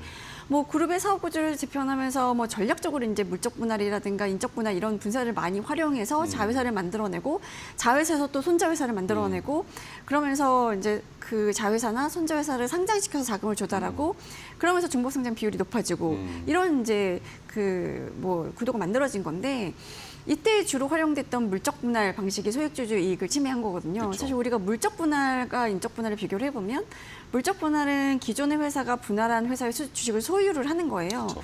근데 인적 분할, 그러니까 그 모회사가 이제 분할한 자회사의 그 지분을 100% 소유하는 거고 인적 분할은 기존 회사의 주주들이 그 주식을 갖고 있는 비율대로 비율대로 나눠주는 신설법인의 이 주식을 갖게 되는 거라서 사실 물적 분할이 절대적으로 이제 오너일가의 지배주주 이익을 위해서는 이제 좋은 방법이었고 물적 분할을 굉장히 많이 활용하긴 했죠. 네.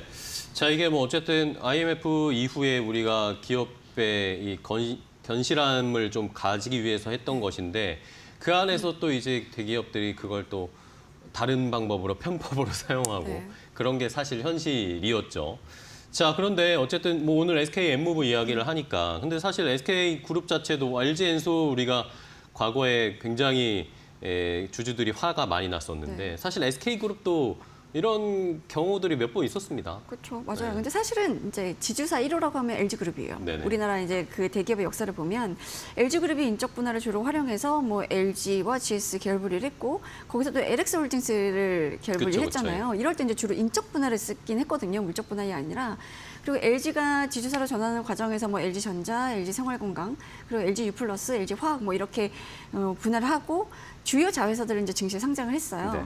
근데 이제 LG화학이 LG에너지솔루션을 이제 신설해서 상장하면서 이 중고상장 문제가 확 불거졌는데 네. 뭐 사실 올 들어서 그러니까 LG엔솔이 상장된 지는 좀 시간이 지났잖아요. 그쵸. 근데 올 들어서 LG CNS가 또 상장하면서 중고상장 네, 논란이 맞아요, 또 맞아요. 불거진 네. 거죠. 근데 사실 LG CNS는 LG 엔솔이랑은 조금은 케이스가 다른 게 LG 엔솔은 물적 분할해서 상장한 거지만 LG CNS는 사실 LG 그룹이 지주사를 설립하기 전부터도 그쵸, 그 전에부터 있었던 있었던 회사예요. 회사죠. 그러니까 네. 미국의 EDS라는 회사랑 합작을 해서 설립한 회사이기 때문에 물적 분할로 중복 상장하는 그 우리가 소위 말하는 쪼개기 상장에는 해당이 안 되긴 하지만 그래도 어쨌든 간에 LG가 지분 절반 정도를 들고 있었으니까 모회사 지분 가치 희석이라는 이슈가 있었던 거죠. 근데 이제 LG가 이런 식으로 이제 뭐 자회사를 뭐 물적 분할, 인적 분할하고 뭐 상장하고 이런 거를 이제 시작을 하면서 SK, 뭐 CJ, 한진중공업, 뭐 LS 이런 이제 대기업들이 지주사 체제로 이제 많이 전환을 했고 네. 그 지주회사 전환하는 과정에서 분리된 회사들 그리고 추가로 분할된 자회사들이 이제 잇따라 상장하면서 중복 상장이 이제 불거진 건데 네. 사실 시초는 LG지만 상장 계열수로는 SK가 가장 많습니다. 그런가요? 그러니까 공정거래위원회가 이제 자료를 낸 거를 보면 지난해 5월 기준으로 보면 이제 국내 88개 기업 집단 소속 회사가 3,318개 거든요. 네. 그중에서 상장사가 368개, 거의 10% 가까이 되는 거죠. 네. 이 중에서 상장 계열사가 가장 많은 것이 SK고요. SK가 전체 계열사 중에 21개가 상장되어 있습니다. 21개요? 그리고 삼성그룹이 17곳으로 뒤를 이었고 현대백화점이 13곳, 그리고 현대자동차가 12곳, 그리고 LG, 롯데, 한화가 이제 각각 11곳씩이라서 뭐 SK가 뭐 압도적으로 많은 상황인 거죠. 그러게요. 네. 상장사가 제일 많은 상황이네요. 자, 그러면 어쨌든 거래소가 이 SK 엠무브 상장에 어쨌든 약간 브레이크를 걸었단 말입니다. 그러면은 이제 앞으로는 이런 경우들이 많아지지 않을까라는 생각이 좀 드는데. 그렇죠. 제동이 그러니까 일단은 지금 SK 엠무브에 거래소가 이렇게 의견을 전달한 거를 네. 보고 이제 그 중복 상장에 해당되는 기업들은 이제 불안한 상황인 그쵸, 거죠. 예, 이거 눈치를 할 수 봐야죠. 있을까 예. 이런 생각을 할 수밖에 없는데 뭐 지난달에 사실 뭐 구자은 LS그룹 회장이 그런 멘트 했었잖아요. 아, 중국 상장이 문제라면 주식을 사지 않으면 된다. 뭐 이런 네. 발언하면서 좀 역풍을 아주 놀라운 맞았는데 말이었습니다. 지금 LS그룹이 대표적으로 계열사 지금 4곳 상장 네, 줄줄 추진 준비하고 중이거든요. 그리고 SK도 사실 SK온에 이제 과거 투자 유치하면서 2026년까지 상장하기로 약속을 한 상태예요. 그러니까 SK도 SK온에 상장 추진을 해야 되는 상황인데 거기다 또 배터리 사업이라는 게 워낙에 초기 투자 자금이 많이 소요가 되는 그렇죠. 산업이니까 상장은 하긴 해야 되기 때문에 지금 이제 SKMV 사건으로 SK하고 아마 LS그룹이 아마 걱정이 가장 많을 거다. 그러게요. 그래서 당장 그 LS 같은 경우는 자회사 LS M&M 상장 시점을 이제 당분간 미루기로 한 상태고요. 이 구정 회장이 이렇게 발언하면서 사실 자본시장에서는 이 중복 상장에 대해서 이 자본시장이라든가 투자자들의 인감도가 이렇게 높아졌는데 여전히 기업들, 그러니까요. 특히 전혀 못 오너들은 느끼는 것 같아요. 네. 이 너무 안일하게 생각하고 네. 있는 거 아닌가라는 이제 얘기를 좀 했었고.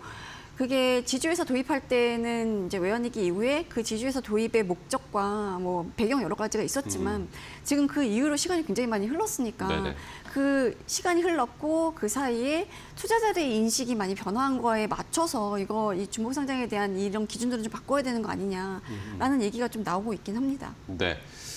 자, 뭐 구자은 회장 뭐 얼마 전에 나온 뉴스였지만 저는 작년에 인버스에 투자하면 된다라는 말과 올해 이 구자은 회장의 중복 상장하면 문제면 안 사면 되는 거 아니야? 이 되게 충격적인 말이었거든요. 저도 놀랐습니다. 자, 근데 어쨌든 이런 이 케이스들이 좀 많아질 것 같은데 뭐 이렇게 중복 상장을 막는 것도 좋은 방안이긴 한데 뭐 이렇게 되면 또 상장하는데 시간이 걸린다거나 뭔가 또 기준이 달라진다거나 이거 어떤 데는 통과시켜주고 어떤 데는 통과 안 시켜주고 이런 상황이 또 펼쳐질 수도 있잖아요. 아직 명확하게 한국거래소도 아직은 맞아요. 뭔가 가이드라인이 있는 것 같진 않은데요. 맞아요. 네. 지금 중복 상장이 워낙 이제 이슈니까 이제 들여다보겠다라는 네네. 이제 수준인 건데 그러니까 당장 그런 얘기들이 좀 나오고 있는 거예요. LG CNS 올해 초 상장 일단 네, 했고 됐잖아요. 지금 이제 롯데지주 자회사인 롯데글로벌로지스 그리고 이제 DN 오토모티브가 최대주주로 있는 DN 솔루션즈 조만간 이제 수요 예측하잖아요. 네네. 얘네들도 중복 상장에 해당되는 거 아니냐. 근데 얘네들은 상장 입에서 통과했잖아. 그쵸. 뭐 기준이 뭐야? 라는 얘기가 지금 나오고 있는 거죠. 근데 사실 이제 LG CNS 같은 경우도 아까 말씀드렸던 것처럼 쪼개기 상장은 아니잖아요. 그러니까 우리가 중복 상장을 놓고 봤을 때 물적 분할해서 상장한 경우와 그냥 그 지주사, 그러니까 모회사가 상장사인 경우를 이제 나눠서 봐야 되는데 폭넓게 보면 다 중복 상장에 해당이 되지만 그 중에서도 쪼개기 상장에 대한 논란이 LG 엔솔 때문에 되게 컸던 거거든요. 근데 롯데글로벌로지스나 DN솔루션스는 사실은 DN솔루션스는 원래 두성공작기계를 DN 네네. 그룹이 인수해서 이제 DN솔루션스 바꾼 거거든요. 뭐 그때 이제 MBK가 갖고 있던 네네네. 그 기업을 인수를 한 건데 인수했을 때부터 우리 IPO를 염두하고 한 투자였다라는 입장이고 롯데글로벌로지스 역시 2016년에 롯데그룹이 현대그룹으로부터 인수한 거예요. 그러니까 물적 분할한 게 아닌 거거든요. 그러니까 조금 이제 쪼개기 상장에 해당이 안 되기 때문에 뭐 나름대로 이 기준을 조금 깐깐하지 않게 적용을 한 게 아니냐라는 얘기가 좀 나오고 있는데 네. 뭐 사실 지금 중복 상장에 대한 여론이 워낙 안 좋아진 상황에서 앞으로는 이 중복 상장에 대한 깐깐한 기준을 좀 폭넓게 적용하지 않겠냐라는 얘기가 좀 나오는 게 어제 사실 뭐 이제 VC 대표를 만나서 얘기를 좀 나눠봤는데 네네. 이제 VC들은 투자한 포트폴리오들이 상장, 그러니까 뭐 포트폴리오에서 엑시트할 수 있는 방법이 여러 가지가 있지만 우리나라에서는 주로 이제 IPO가 가장 그쵸? 이제 보편적인 네네. 방법이잖아요.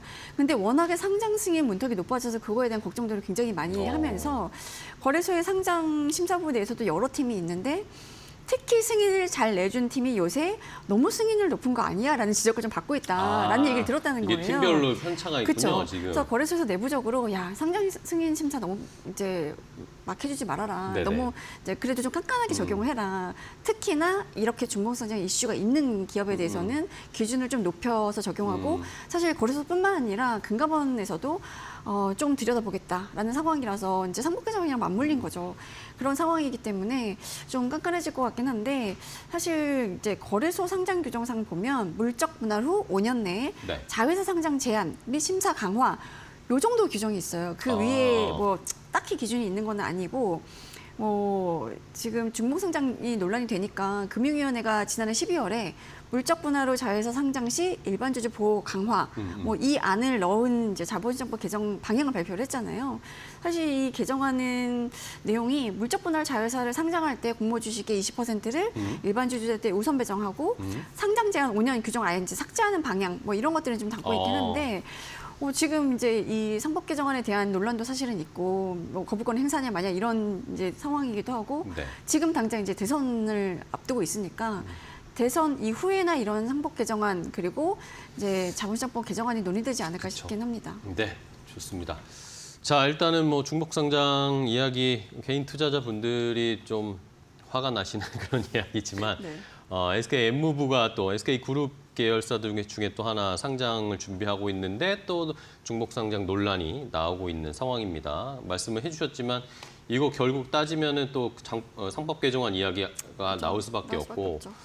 대선에서도 뭔가 아마 상법 개정안 관련된 논의들이 나올 수도 있는 상황이기 때문에 뭐 유력한 대선 후보가 또 상법 개정안 추진하겠다라고 또 말하고 있는 상황이니까 이 추이를 지켜보시면서 관련된 기업들의 움직임도 저희도 한번 계속 모니터링 해보도록 하겠습니다. 네.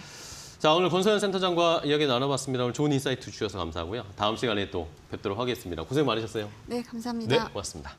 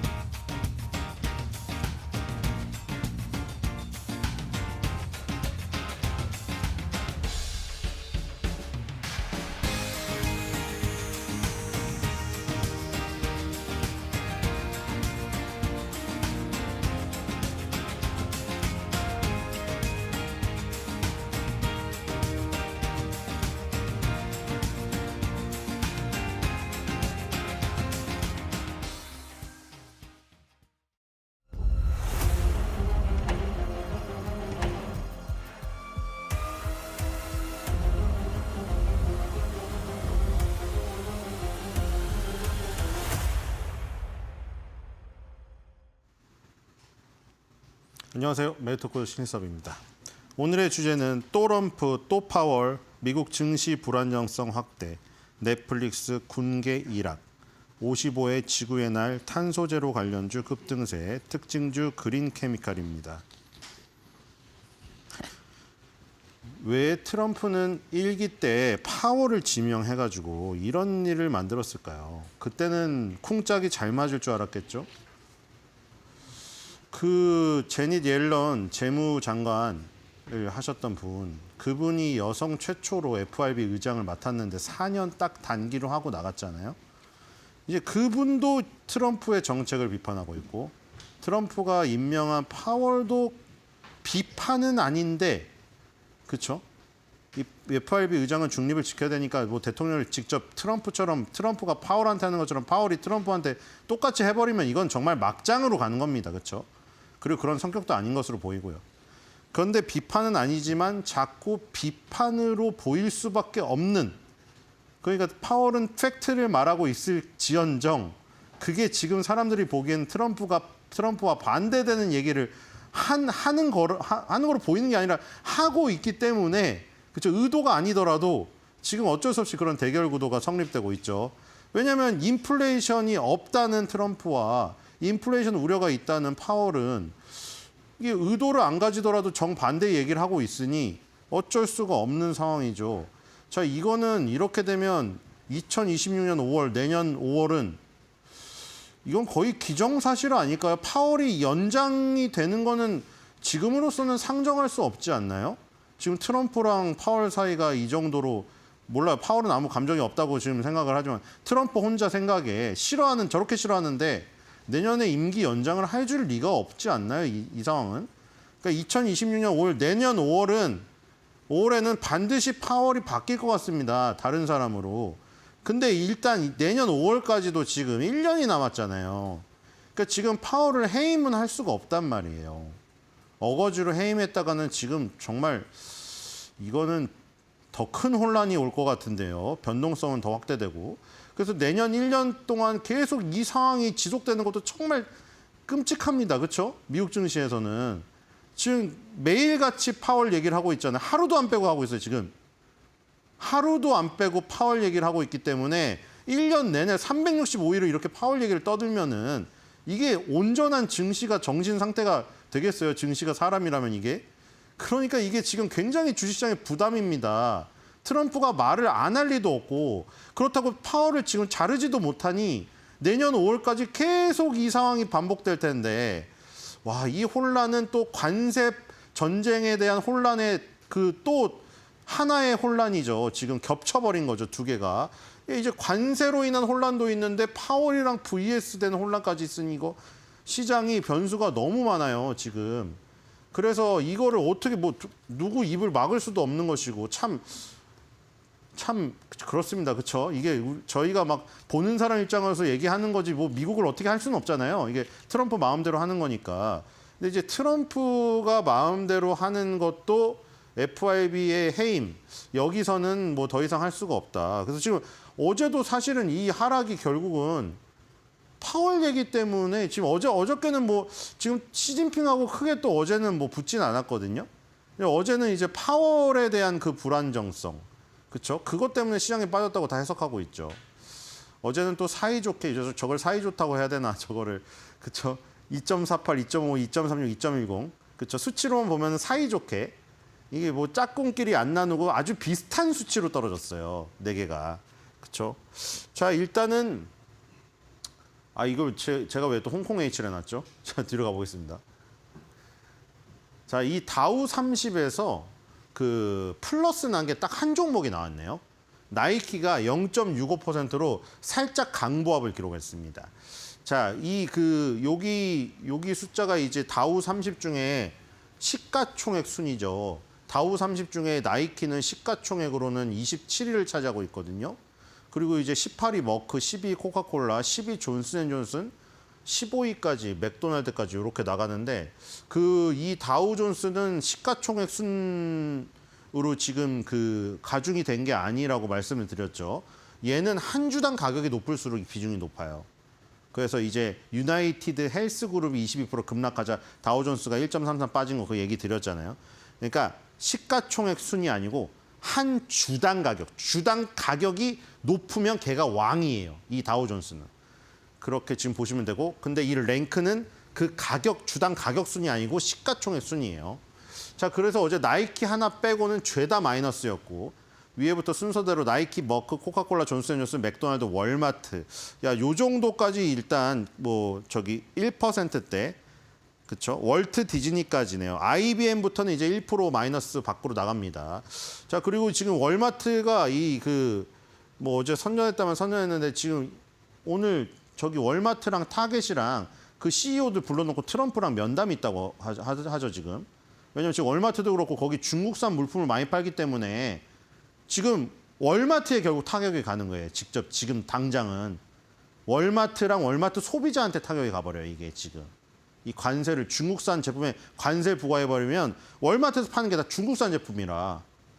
그러니까 지금 그래서 이제 그 자동차 CEO들도 처음에 나왔잖아요. 포드, 스텔란티스, GM 여기서 힘들다고 하니까 자동차 관세 조금 유예해줬잖아요. 그 뭐 멕시코에 있는 공장, 캐나다에 있는 공장을 미국으로 공장을 옮기는 시간이 그런 게 필요하기 때문에. 그래서 그냥 이제 이 마트도 마찬가지죠. 마트도 이 중국을 때린다고 때리는 게 마트가 지금 힘들어져 버리니까. 오늘 뭐 그 면담 결과가 또 어떻게 나올지 지켜봐야 될 것 같고요. 어쨌든 어제 다우 30에서는 나이키 혼자 플러스였다. 뒤로 가보겠습니다. 그렇다고 나이키가 그동안 좋지는 않았잖아요. 그렇죠? 어제 플러스였지 나이키 지금 계속 떨어졌습니다. 자, 나스닥입니다. 나스닥도 2.5, 거의 3% 빠졌죠. 결국 다시 이 밑에 저점으로 가고 있는데요. 지금. 뒤로 가겠습니다. 저기서 못 들어올리면 또 지금 위험한데 이거. 자, 나스닥 100 종목. 나스닥은 그래도 플러스가 몇 개 났나요? 하나, 둘, 셋, 넷, 다섯, 여섯, 일곱, 여덟, 아홉. 야, 그래도 나스닥 100은 9개 종목은 플러스가 났네요. 자, 이 마이크로칩 테크놀로지, 크래프트 하인즈. 자, 나스닥이라고 해서 막 IT 종목만 있는 게 아니에요. 이 케찹주도 있죠. 워렌 버핏이 좋아하는. 크래프트 하인즈도 있고, 넷플릭스. 어제 넷플릭스, 그쵸? 이런 장에서 넷플릭스 지금 거의 신고가입니다. 대단한 시세죠, 지금. 자, 룰루레몬. 어제 의류주가 좋았는데 아까 이 다우의 룰루레몬은 없거든요. 다우 30에 나이키가 있죠. 근데 나이키랑 룰루레몬이 같이 의류로 묶을 수가 있잖아요. 룰루레몬도 어제 플러스였고. PDD 홀딩스, 이거 뭔지 모르겠네. 이거 플러스고, 몬델리즈 인터내셔널, 우리 오레오로 유명한 업체죠. 그다음에 NXP 세미컨덕터, 그 자동차 반도체, 레거시 반도체 만드는 회사죠. 그리고 온 세미컨덕터스, 마이크로 스트레지 이렇게 쭉 나가죠. 길리어드 사이언스, 그렇죠? 큐리그 닥터페퍼도 있고요. 자, 나스닥 100도 보시면은 이 닥터페퍼 그 음료수 아시죠? 음료수, 크리프타인즈 케찹, 넷플릭스 같이 시청 미디어, 룰레몬 같이 의류 이런 것도 섞여 있어요. 나스닥이라고 전부 무슨 뭐 엔비디아, 마이크론 테크놀로지 이게 아닙니다. 그 반도체는 따로 필라델피아 반도체 지수로 빠져 있잖아요. 어쨌든 9개 종목이 플러스였다. 자, 9개 여기 이게 마지막에 뭔가요? 길리어드 사이언스네요. 그렇죠? 닥터페퍼 마이너스고 길리어드 사이언스 또 의약품주죠. 그러니까 나스닥 100이라고 다 IT가 아니라는 거예요. 의약품주도 있고 식품주도 있고 의류주도 있고 그렇죠? 여러 가지 섞여 있어요. 뒤로 가보겠습니다. 자, 그리고 S&P 500입니다. S&P 500도 지금 다시 또 하락갭 떨어져가지고 어제 이거 지금 여기 오늘 만약에 한 번 더 빠지면 또 위험한데요. 좀 더 이상 안 움직였으면 좋겠어요. 하방으로 뒤로 가보겠습니다. 요즘에 성악개미 분들이 너무 맨날 힘들어하시니까 필라델피아 반도체 지수도 지금 또 하락갭이 떨어졌죠. 이 저점 테스트를 갈까봐 지금 굉장히 우려스럽습니다. 자, 뒤로 가볼게요. 필라델피아 반도체 지수도 30종목이죠. 필라델피아 반도체 지수는 하나, 둘, 셋, 넷, 다섯, 여섯, 일곱 종목이 플러스였거든요. 다우만 30에서 딱 하나 플러스였고 나스닥 100은 9개 그리고 그 필라델피아 반도체 지수는 7개 플러스였네요. 지금 마이크로칩 테크놀로지 요거는 아까 전에 그 겹치네요. 그렇죠? 나스닥 100에도 있고 필라델피아 반도체 지수에도 있는 거죠. 겹치는 게 많을 수밖에 없죠. 필라델피아 반도체 지수랑 그 나스닥의 IT 종목이랑 겹치는 게 많을 수밖에 없어요. 여기 NXP도 겹치네요. 그렇죠? 온 세미컨덕터도 겹치고 이런 것들이 지금 퀄컴 정도까지인가요? 그렇죠? 퀄컴 정도까지가 플러스였습니다. 그 뒤에 인텔부터 마이너스네요. 그렇죠? 퀄컴인가요? 인텔인가요? 제 옆에서 보니까 잘 안 보여요. 퀄컴, 인텔부터 마이너스 같아요. 그렇죠? 퀄컴부터 마이너스 났다. 뒤로 가보겠습니다. 자, 독일 증시는 지금 일단 21선까지 올라와서 뭐 미국 증시보다는 낫습니다. 그렇죠? 미국 증시는 지금 떨어져서 요 정도까지 왔잖아요. 아직도 역시 그 올라가는데도 독일이 좀 더 반등이 세요. 뒤로 가보겠습니다. 자, 브라질입니다. 브라질도 지금 그 세네요. 지금 브라질이 되게 또 그 중국이 이 브라질을 지금 브릭스이기도 하고 그렇죠. 지금 농산물 수입을 캘리포니아가 가장 타격을 받고 있잖아요. 그래도 뭐 수입 안 하면 하지 마라. 우린 브라질에 하겠다. 그러니까 중국이 농산물을 브라질 거를 수입하겠다 이거예요. 지금 미국 걸 막으면 그러니까 브라질이 약간 또 그 저기 대체제로 중국 입장에서는 대체제로 떠오르고 있어요. 지금 뒤로 가보겠습니다. 자, 인도입니다. 인도는 오히려 지금 치고 올라버렸네요. 지금 이 브라질 인도가 그렇죠. 계속 말씀드렸다시피 이 미국은 이 아이폰 생산량을 인도로 빼서 조금 탈출구를 마련하고 있고, 그렇죠? 중국은 약간 브라질을 지렛대로 해가지고 그 미국 농산물과의 어떤 그 싸움에서 조금 빈틈을 노리고 있고, 그렇죠? 브라질과 인도가 약간 그 사이에서 그렇죠? 뭔가 이득을 취할 수 있는 지금 위치가 됐어요. 브라질, 인도는 지금 이 상황을 잘 왜냐하면 미국, 중국이 서로 급하니까 브라질, 인도한테 오잖아요. 손을 내밀고 있잖아요, 지금. 그러니까 막 브릭스 안에 있는 브라질, 인도지만 또 미국하고 조금 우호 관계를 하면서 중국을 또 견제할 수도 있고. 자, 이 두 개가 약간 타겟 보드 같은 이 나라들입니다. 지금 브라질, 인도가. 뒤로 가보겠습니다. 자, 상해입니다. 상해 21선 회복했네요. 어느덧. 자, 뒤로 가볼게요. 신천도 지금 스물스물 올라와서 21선 근처에 갔네요. 자, 뒤로 가보겠습니다. 중국 증시는 오히려 지금 좋은데요. 자, 대만 갖고는 고개를 숙이고 있고요. TSMC가 1위라 어쩔 수가 없고. 뒤로 가볼게요. 니케이도 그렇죠. 니케이도 지금 도요타 자동차가 걸려 있어가지고 그렇게 세진 않아요. 뒤로 가보겠습니다. 네, 코스피입니다. 코스피는 오늘 좋아요. 21선 회복했고 지금도 플러스 유지하고 있죠. 자, 코스닥도 지금 플러스네요. 뒤로 가보겠습니다. 네, 코스닥도 이게 뭐 다행인지 모르겠지만 이번 연도 들어서 이 관세 폭풍 때문에 그리고 파월 의장과 그 트럼프의 어떤 대립각 그 부분 때문에 미국은 엄청 변동성이 크고 흔들리는데 오히려 지금 그 코스피 코스닥은 반등하고 나서의 움직임이 좋습니다. 그렇죠? 반등하고 나서 미국은 다시 이렇게 쭉 고개를 숙였잖아요. 오히려 지금 코스피 코스닥은 고개를 살짝 들이밀고 있죠, 위로. 지금 괜찮습니다. 뒤로 가보겠습니다. 괜찮으면서도 불안하죠. 미국이 또 뭔 일이 일어날지 모르니까 이게. 자, 원달러 환율이 1426.07이네요. 자, 계속 말씀드렸다시피 지금 뭐 달러의 그 지위 이게 막 약간 흔들리고 있다. 뭐 이게 계속 나오잖아요. 금은 진짜 미친 듯이 가고 있더라고요. 금반지는 절대 팔면 안 될 것 같아요, 지금. 탄력이 붙어버렸거든요. 그러니까 미국의 채권, 미국의 달러, 금. 이게 어떻게 보면 3대 안전자산이잖아요. 그 3대 안전자산 중에서 미국의 채권하고 미국의 달러가 좀 힘이 빠지니까 그 세 개 안에서도 또 이제 경쟁 관계가 있기 때문에 금이 이제 완전 더 가치가 치솟는 거죠.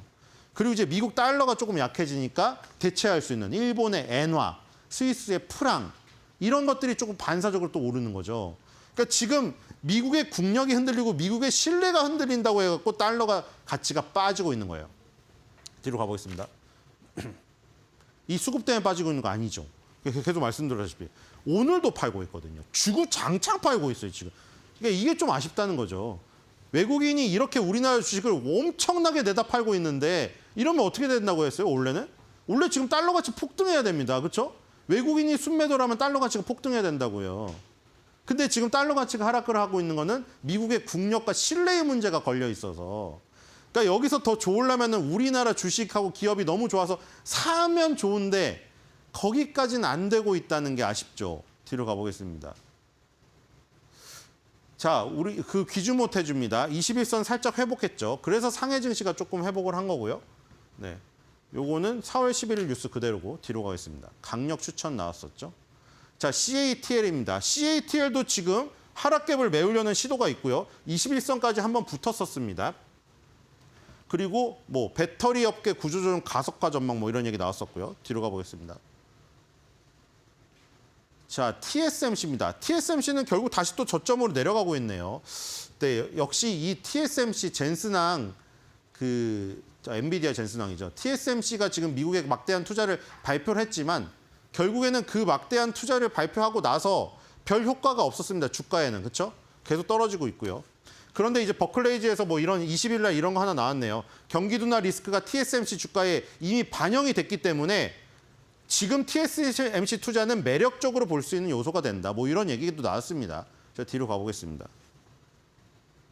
자, 도요타 자동차입니다. 계속 21선 회복 못하고 있죠. 자, 이 도요타 자동차, 혼다 자동차 이런 일본 자동차들 지금 굉장히 힘들죠. 지금 관세 협정이 지금 일어나고 있잖아요. 거기서 막 고개를 숙이고 일본이 굴욕적인 뭐 외교를 했다. 이런 평가가 있는데 거기서 어떻게 나오느냐가 지금 중요합니다.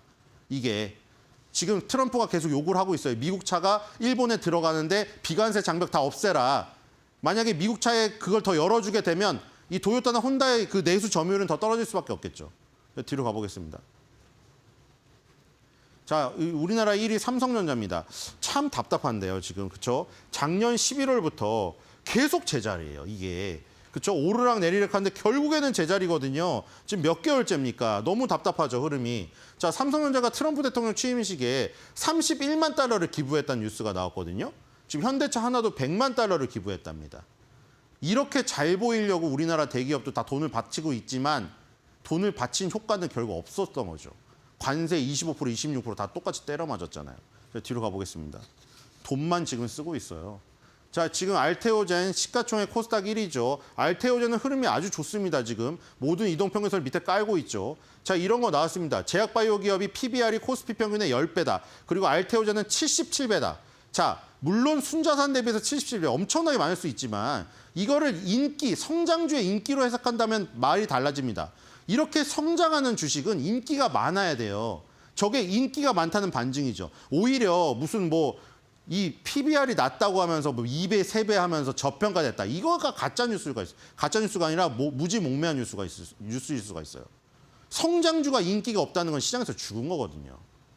그러니까 여러분들이 잘 판단하셔야 돼요. 그 수치를 가지고. 뒤로 가겠습니다.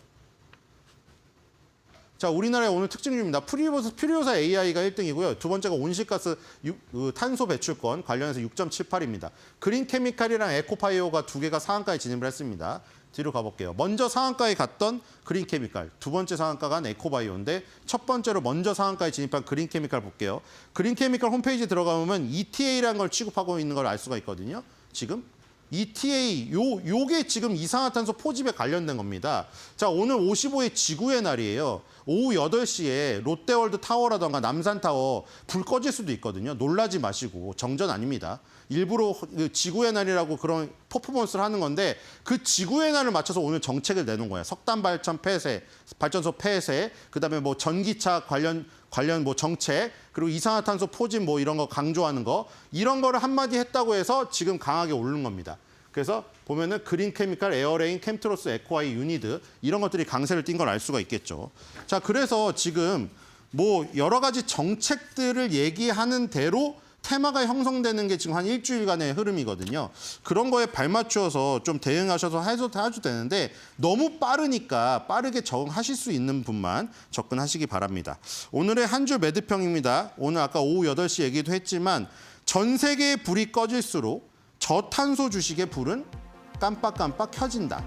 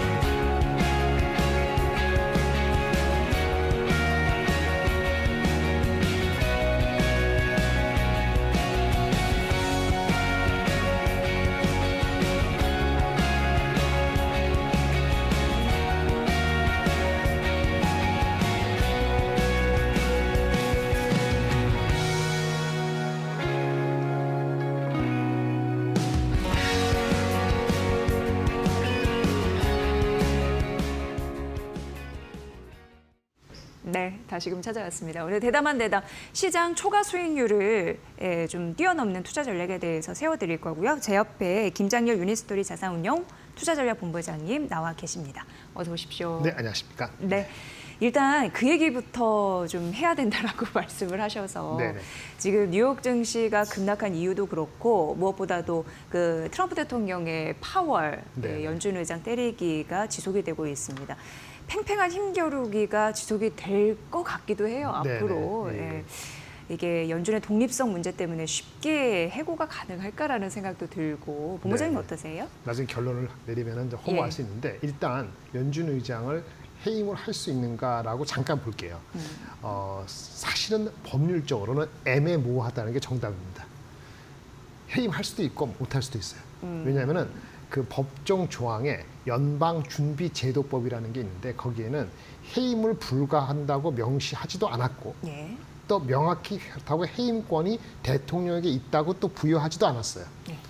그런 걸 부여하지 않은 이유는 독립적이기 때문에 당연히 그런 거는 시도는 안 한다는 게 기본에 깔려 있는 거죠. 그렇게 이렇게 세월이 이게 연준이가 생긴 게 1910몇 년이니까 100년 넘게 해왔는데 최근에 이렇게 시도를 하려고 하고 있는 거잖아요. 어쨌든 명시적으로 해놓지 않았기 때문에 예. 법률적으로 따지고 들면은 연방 법원까지 끝까지 가서 결론을 나봐야 아는 거예요. 근데 얼마나 그동안에 문제가 있겠어요. 어쨌든 연준 의장 해임은 사례가 없고 그렇다고 하더라도 법적으로는 명시되어 있는 게 없기 때문에 악유가 될 수 있다라고 이제 말씀을 드리고요. 그럼 굉장히 불안해지는 거죠. 예. 역사적으로 그런 해임 논의가 있었던 경우는 대부분 뭐 얘기만 나오고 말았어요. 예전에 70년 전에 50년 전에 지미 카터 대통령 우리 박정희 대통령 마지막에 있을 때 그 당시에 또 그런 얘기가 있었고 좀 기억하시는 분은 80년대 초반에 레이건 정부가 이제 인플레 때문에 고생을 엄청나게 했을 때 그 당시 이제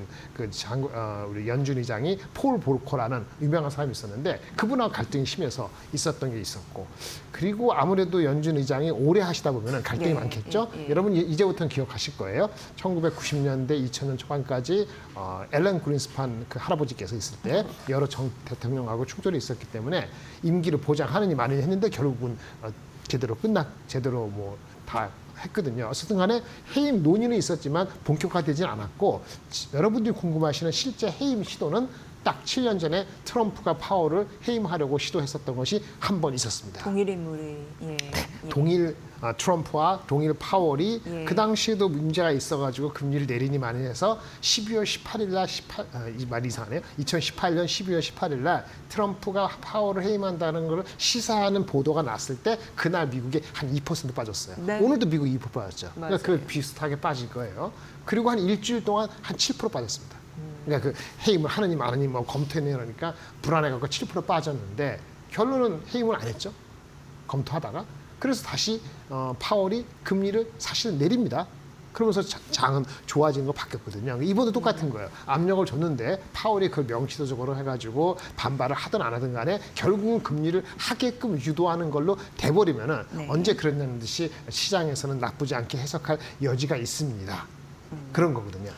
그러면 일단 일기의 전철을 밟는다면 네. 당분간 혼란이 지속된다면 추가적으로 하락의 가능성은 조금 더 있을 가능성이 있네요. 일기 때 그렇죠. 봤을 때. 그런데 여기 하지만, 하나 예, 변수가 있어요. 예. 왜 트럼프가 내치에서 파월을 깰까요? 그리고 트럼프가 일본한테 우리가 일본한테 재정 적자 받고 있는데 그 제로로 만들어요. 말이 안 되잖아요. 일본이 어떻게 미국하고 재정 흑자를 갑자기 제로로 만듭니까? 이런 어떻게 보면 트럼프의 가장 편이 돼야 되는 파월 연준 의장과 가장 편이 돼야 되는 그 동맹국을 더 때리고 있거든요. 네. 그 원인이 뭡니까? 중국이 말을 안 들으니까. 중국이. 그러니까 결국은 중국이 말만 듣고 중국의 협상의 테이블만 나오면은 이 모든 거는 파월의 무슨 압력 이런 거 다 없어지는 거죠. 그래서 결국은 중국하고의 협상이 빨리 진척이 되는 게 보여야 되는데 그게 안 보이면은 요 이슈가 계속 머리를 자극할 수 있다. 근데 전례가 있으니까 실제 해임을 하면은 그 연준 의장이 그 소송 걸고 하면 6개월, 9개월 갔다 보면은 해임도 못 해요, 사실은 실질적으로. 그래서 현실적으로는 해임이 안 되는데 외부에서 일어나는 어떻게 할 수 없는 이 상황에 대해서 돌파구를 내부에서 내부 때리기로 들어갔다. 이렇게 보신 겁니다. 네. 그래서 주가적으로는 과거 사례가 있으니까 2% 빠졌으니 달러가 이것 때문에 달러에 대한 신임도가 완전히 죄송합니다. 떡락이 돼서 98이 아니고 97, 6 이렇게 가면 진짜 위기거든요. 그렇게까지 간다면 전저점 가는 거고 아마 97 정도에서 방어가 되면 달러 지수가 아마 좀 눈치 작전을 보는 것으로 잠시 소강으로 갈 수도 있어서 약간은 엊그저께보다는 이거는 글루미한 안 좋은 사실은 뉴스입니다. 대한민국이 버티고 있는 거하고 별도로. 그래서 좀 와치를 하셔야 된다고 보시면 되겠고요. 실제 해임이 안 되더라도 불확실성이 남아있고 트럼프가 시진핑한테 픽업 더 폰하는 얘기가 들리기 전까지는 미국 시장은 최소한 올라가는데 제약을 줄 수는 있다. 이렇게 말씀드리겠습니다. 그런 본부장님에게 말씀드릴 때 제가 궁금한 게 하나 떠올랐는데 네. 그 미국이 이러는 영향이 중국이 말을 안 들어서라고 했잖아요. 그렇죠. 근데 그 들을 리는 뭐 만무하겠지만 어쨌든 그 협상이 좀 잘 된다면 네네. 트럼프 대통령이 금리 인하를 강하게 요구하고 있잖아요. 네네, 그렇습니다. 요거 좀 완화가 되는 거예요? 일단 파월을 쫓아낸다, 쫓아낸다 이런 식에서 금융시장을 혼란스럽게 만드는 어제 같은 상황은 되돌려지는 거죠. 그거는 되돌려지는 거죠. 예. 금리 인하를 하라고 말라고 할 필요도 없는 것이 예. 중국하고 프로그레스가 잘 되면 금리 인하를 서두르지 말라고 하더라도 결국 금리 인하를 하게 돼 인하하니까 있거든요. 예. 자연스러운 수순으로 그건 그렇게 그렇죠. 되니까. 그래서 이 이슈는 어저께 하루 이슈로 끝날 수 있는데 그러면 중국이 말을 듣냐는 건데 지난주에 뭐가 있었죠? 트럼프는 영국, 호주, 인도, 일본, 한국 5대 협상국을 해서 일본하고 얘기했고 인도하고 얘기했고 한국하고 얘기하는 거잖아요. 그거 진행되는 거 봐야 되고 시진핑은 베트남, 말레이시아, 캄보디아 순방 갔다 왔죠? 예. 자기네 편 만들기 땅 따먹게 하는 거잖아요. 그거 좀 힘겨루기가 좀 더 지속되지 않겠어요? 그리고 나서나 이제 중국하고 뭔가 우리 힘겨루기 내 힘이 빠진다든지 내 편이 마음대로 안 되네? 그러면 결국 다시 또 협상에 나오겠죠. 근데 그 시간이 좀 더 걸릴 것 같아서 전저점 4,900까지 갈지는 모르겠습니다만은 다시 2,000, 5,500, 5,600 지난번 말씀드린 것처럼 평균 PER 20배, 21배 이렇게 가기에는 조금 힘겨운 거라가 되는 거죠. 네. 중국이 계속 버티기 작전을 구축하면은 트럼프 대통령 성격상, 네네. 특징상 금리 인하는 계속 압박하겠네요. 그렇죠. 어쩔 압박하죠. 수 없이. 네, 어쩔 수 없이. 예. 네, 그렇습니다. 좀 떨어졌던 미국 국채 금리가 다시금 반등하는 흐름들이 나타나면서 맞습니다. 4.4% 위로 다시 올라왔거든요. 네. 이게 어떻게 보면은 미국 경기 침체에 대한 우려 네. 뭐 이런 부분도 있는데 뭐 경기 침체 아니고 둔화라는 얘기도 네, 있습니다만 어쨌든 지금 미국 증시가 바닥 아닌가라고 예측이 나오는 상황에서 분석이 나오는 상황에서 딱 이런 일이 터졌단 그렇죠. 말이죠. 네네. 이거 어떻게 우리가 해석을 해야 됩니까? 그러니까 해석이 이제 어려운 거죠. 지금 예. 말씀드린 것처럼 중국이 픽업 더 폰에서 안 하면은 그때까지는 경기 침체가 가능성이 50% 이상 높아지는 거죠. 50% 이상 높아지니까 미국에서 가는 주식은 뭡니까?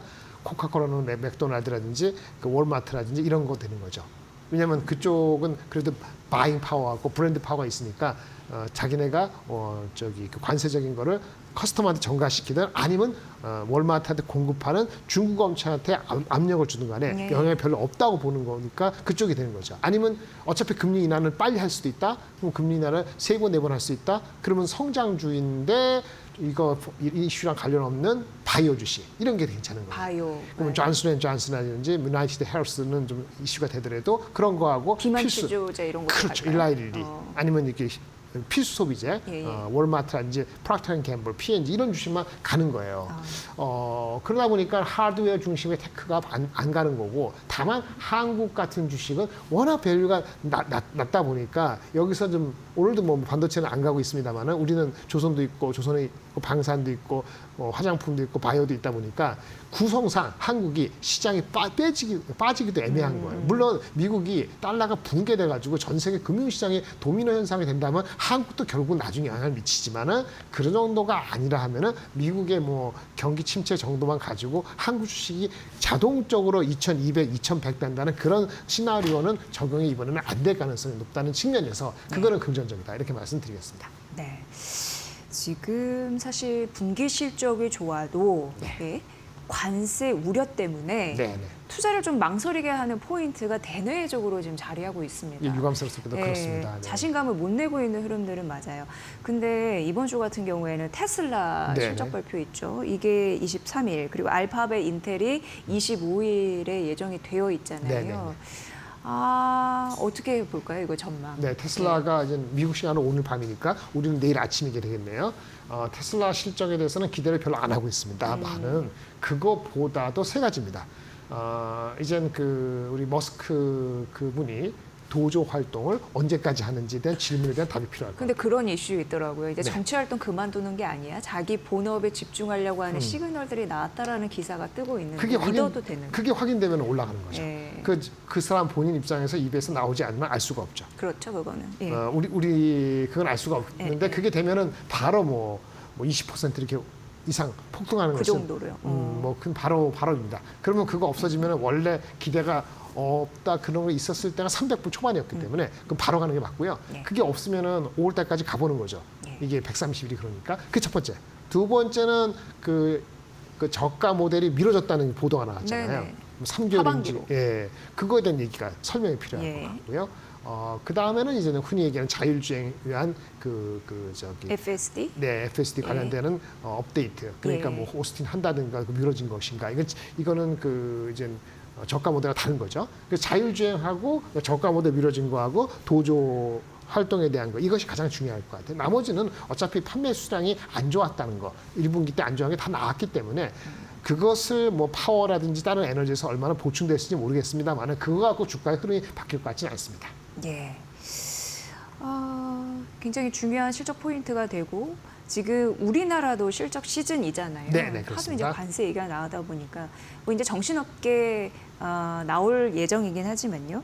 근데 이제 관세 불확실성에도 한국 증시는 나름 그래도 선방하고 있다라는 분석이 나와요. 맞아요. 예, 본부장님 어떻게 보세요? 이 정도면 괜찮은 거라고 이 생각해요? 정도면 매우 좋은 거죠. 근데 이제 외국인은 또 안 돌아와가지고 약간 아쉬운 부분도 있긴 외국인은 있거든요. 안 돌아오죠. 예, 예. 외국인은 글로벌 보기 때문에 그것까지 기대하면은 너무 욕심인 거예요. 예. 너무 욕심입니다. 예, 예. 사실은 지난 그 4월 2일 날 금리가 그 관세가 무지막지하게 했을 때가 4월 2일 지나면서였거든요. 4월 2일 기준으로 했을 때 주가가 우리가 지금 마이너스 한 1.몇%입니다. 거의 2,500 오니까 거의 다 온 거예요. 다른 나라는 다 3%, 5%, 7%, 10% 다 빠졌어요. 유일하게 그날 4월 2일보다 주가가 좋았던 곳은 큰 데는 인도밖에 없어요. 인도만 3% 이상. 그나마 인도는 좀 관계가 인도에 파워가 있다 보니까 이번에 보니까 누구죠? 벤스 누굽니까? 부통령이 방문해 갖고 인도의 모디랑 만났더라고요. 그 벤스 그 와이프가 인도 사람이잖아요.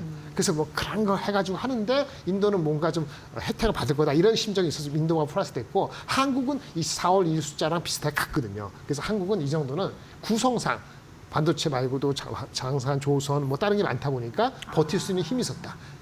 이렇게 본다고 한다면은 근데 그 절대적인 가격은 싸지만 외국인이 들어오지 않으면은 이게 올라서 2,600, 700 가는 거는 다른 이슈죠. 그건 다른 이슈입니다. 그럼 본부장님은 해외 여타 주요국 증시 대비해서 한국 증시가 선방하는 이유가 대표적으로 조선 방산 섹터 같이 그 관세 이슈에도 불구하고 이제는 그 고위급 회담이 이제 시작 목전에 두고 있지만 네, 맞습니다. 네, 그런 이번에. 섹터가 버텨주기 때문에 가능한 거라고 보시는 그렇죠. 거네요. 그게 절대적이고요. 물론 새 정부에 대한 기대 심리라든지 뭐 항법이라든지 이런 것도 전혀 없지는 않겠습니다만은 그것이 뭐 충분히 내지는 의미 있게 반영됐다고 볼 수는 없거든요. 물론 추경에 대한 예산 정도는 올해의 그 성장률이 뭐 거의 1%다. 이름에도 불구하고 추경이 받쳐줄 거다라는 생각도 있기 때문에 무너지지는 않는데 그건 좀 반영이 돼 있는 것 같아요. 실제 추경이 뭐 20조도 안 나오면 실망하겠습니다만은 그거 말고는 그냥 구성이 아까 말씀드린 조선 방산 이런 거 그다음에 최근에는 바이오까지 이런 것들이 구성이 있기 때문에 비록 삼성전자 포함해서 반도체가 안 좋더라도 버티는 핵심적인 요인이라 말씀드리겠습니다. 네, 오늘도 이제 장중 저점에서 조금씩 반등하면서 플러스 전환 하려고 하는 움직임들이 나타나고 있는 상황이고 코스피는 실제로 강보합권에서 움직이고 있는 흐름들이 나타나고 있는데 어떤 업종의 종목들이 괜찮을까요? 뭐 조선방산 괜찮다고 했는데 그 안에서도 여러 가지 있잖아요. 네, 그렇습니다. 일단 오늘은 종목적으로는 한 두 가지 종목 설명해 드리려고 하는데 일단 방산이나 조선이나 다 공통점이 있습니다. 만약에 상호관세나 보편관세가 아니죠. 그 품목감세, 반도체나 휴대폰이 생각보다 낮게 나오잖아요. 그러면 반도체 쪽이 만약에 많이 좋아지면은 협상 잘 된다는 말씀이시죠? 그렇게 되면은 우리 그 방산이나 조선은 다 프로핏 테이킹입니다. 그러니까 그 염두에 두고 짧게 잡고 들어가야 돼요. 원래 들어가신 분들은 파실 필요는 아직 없는데 뭐 굳이 얘기하면 방산이 가장 편안하고 변압기가 두 번째 정도라고 말씀을 드릴 수 있겠고요. 조선은 어저께 나온 뉴스가 조금 실망스러운데 오늘은 반등을 하네요. 그 중국에 대한 제재가 생각보다 약하다. 3분의 1밖에 안 된다. 그래서 어저께 조선이 영향을 받았는데 오늘은 어느 정도 반 정도 돌리는 것 같아요. 상대적으로는 일단 방산하고 변압기 정도인데 밀릴 때 사는 게 맞고요. 올라갔을 때 사는 거는 바람직하지 않습니다. 설명을 드리려면 그 대장주인 하나 에어로스페이스가 흔들리면은 아무것도 건드리시면 안 돼요. 마찬가지로 대장주인 현대일렉트릭이 흔들리면은 다른 거 건드리실 필요 없어요. 같은 변압기는 이렇게 말씀드리고요. 그래서 하나 에어로스페이스가 PER이 한 23배 정도 가고 있습니다. 그럼 그거보다 밸류에이션이 낮으면서 탄력 있는 주식이 뭘까? 좀 작은 종목을 설명드리려 하는데 주가가 좀 많이 올라서 지금 이 순간에 어떤 액션을 취할 수 있다고 제가 말씀드린 건 좀 어폐가 있어 보이고 이런 종목의 리포트가 잘 나왔기 때문에 1조 안 되는 작은 종목을 말씀드리겠습니다. MNC 솔루션입니다. 그거 이제 방산 쪽이죠. 방산 부품? 그러니까 하나 에어로스페이스, 현대로테, LIG 다 고객이고요. 해외도 수출하는데 방산에 들어갈 때 모션 컨트롤러, 움직임을 컨트롤해주는 부품을 만드는데요. 이게 독점적이고 다른 사람이 공급하지 않고 있고 핵심적이라서 대체 불가하다는 그런 평가를 받고 있는 주식인데요. 그러다 보니까 주가가 미리 많이 올라갔어요. 아까 제가 말씀드릴 때 하나 에어로스페이스가 넘버 원인데 대장주의 PER이 한 23배 정도 간다고 했지 않습니까? 근데 이 주식도 거의 20배 왔어요. 오늘 기준으로. 그래서 좀 눌린 목이 있다면 좋을 것 같고요. 핵심은 역사도 한 50년 되고 국내의 모든 회사한테 공급하고 있고 수출이 잘 되면 마진이 늘어납니다. 수출 마진은 국내 마진보다 3배 이상 높기 때문에 중요한 건 지수는 두 가지 보세요. 밸류에이션이 PER이 25배 되면 비쌉니다. 그러니까 3배 정도까지 보시는 게 맞고요. 어닝이 마진이 12%인데 어닝이 더 올라가는 거는 해외 수출이 늘어나면 되고요. 마지막으로는 그 수주인데 수주 잔고가 올해 수주가 1조 이상 되면 목표 주가는 올라가고요. 1조 이하가 되면 목표 주가는 아마 애널리스트보다 낮을 수 있다. 이렇게 말씀을 드리겠습니다. 네. 자, 그렇다면 이제 방산부품 변압기 섹터가 긍정적이라고 말씀해 주셨는데 대장주가 흔들리면 안 된다라고 네, 말씀하셨고 그게 핵심입니다. 그 대장주가 잘 가는 그러니까 하나 에어로스페이스 같은 종목이 잘 가는 와중에 지금 관심 종목을 말씀해 주신 거죠? 네, 맞습니다. 네, MNC 솔루션 네. 이 부분 좀 관심 있게 보시면 될 것 같습니다. 자, 오늘 김장렬 유니스토리 자산운용 투자전략본부장과 함께 대담한 대담 통해서 시장 초과 수익률 잡아라 코너 진행을 해봤습니다. 잘 들었습니다. 네, 감사합니다.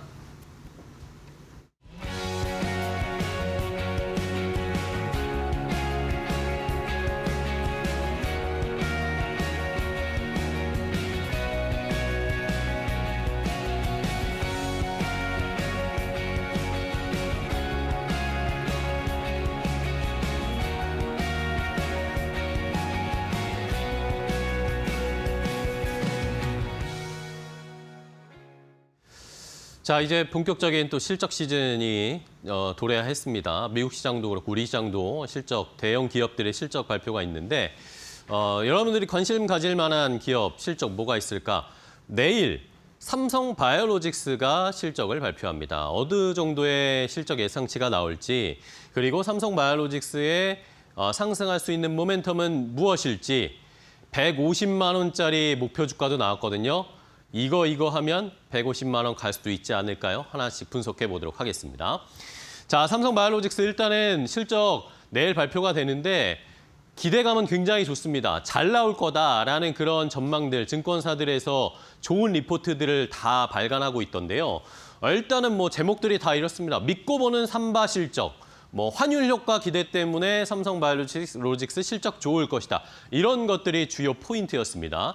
지금 환율이 1,400원대잖아요. 그런데 이 삼성 바이오로직스의 매출 중에 97%가 다 해외로 수출하는 겁니다. 그리고 그 수출하는 97% 가운데 유럽과 미국으로 수출하는 게 거의 대부분입니다. 물론 유럽이 조금 더 많습니다. 유럽이 한 60%, 미국 향이 한 30% 이 정도 됩니다. 그러다 보니까 지금 1,400원대의 고환율은 어쨌든 파는 것 이상으로 환차익까지 볼 수 있기 때문에 삼성 바이오로직스의 실적이 좋을 것이다.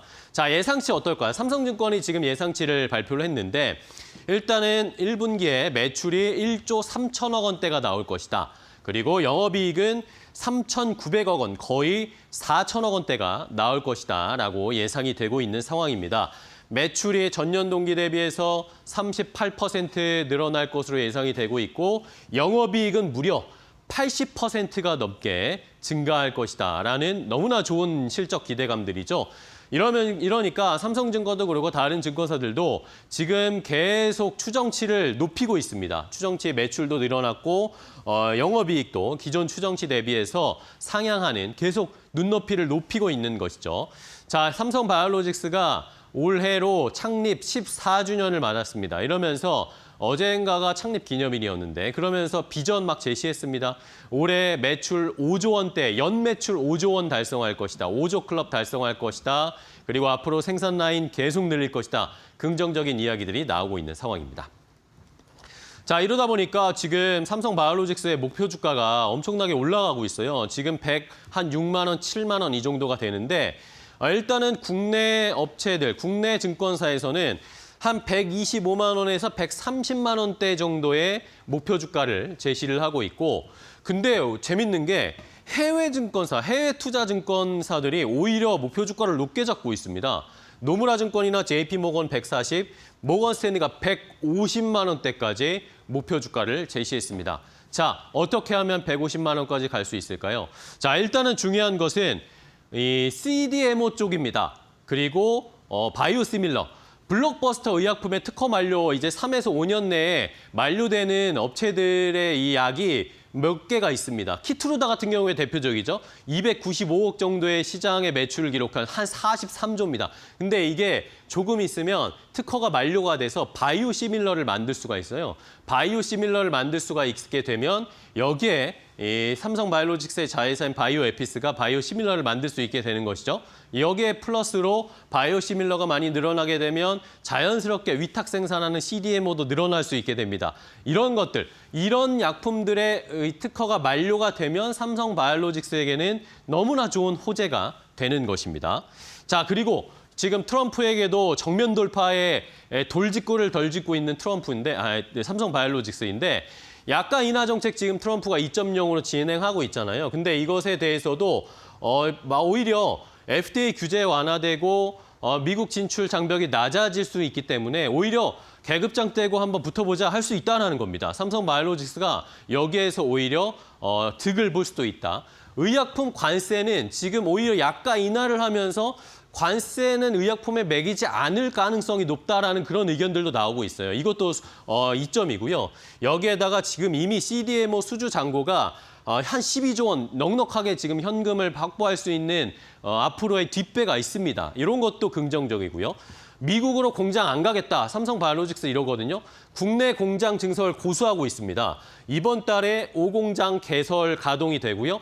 송도에다가 지금 6공장, 7공장, 8공장, 9공장까지 만들 부지를 확보하고 있다라는 그런 업계의 이야기까지 나오고 있습니다. 관세를 내는 것보다 오히려 지금 이렇게 관세보다는 국내에다 공장 짓는 게 훨씬 더 이득일 거다라는 이야기도 나오고 있습니다. 마지막으로 가장 중요한 것은 삼성 바이오로직스 지금 공장 증설, 수주 공장 증설 이러면서 지금 9공장 개설 이야기까지 나오는데 결국에는 신약 개발해야 됩니다. 삼성 바이오로직스, 바이오에피스를 통해서 신약 개발하면 150만 원까지도 갈 수 있을 거다라는 전망이 있으니까 한번 잘 참고해 보시기 바랍니다. 앵커 브리핑이었습니다. 네, 코스피는 뚜렷한 방향성은 없는데 그래도 관세 협상에 대한 기대감이 있는 것 같습니다. 네. 외국인의 매도세는 조금씩 줄어들고 있으니까 긍정적인 방향이 될런지 지켜보십시오. 네, 자 오늘 저희는 여기까지고요. 내일 또 인사드리겠습니다. 시청해 주신 여러분 고맙습니다. 고맙습니다.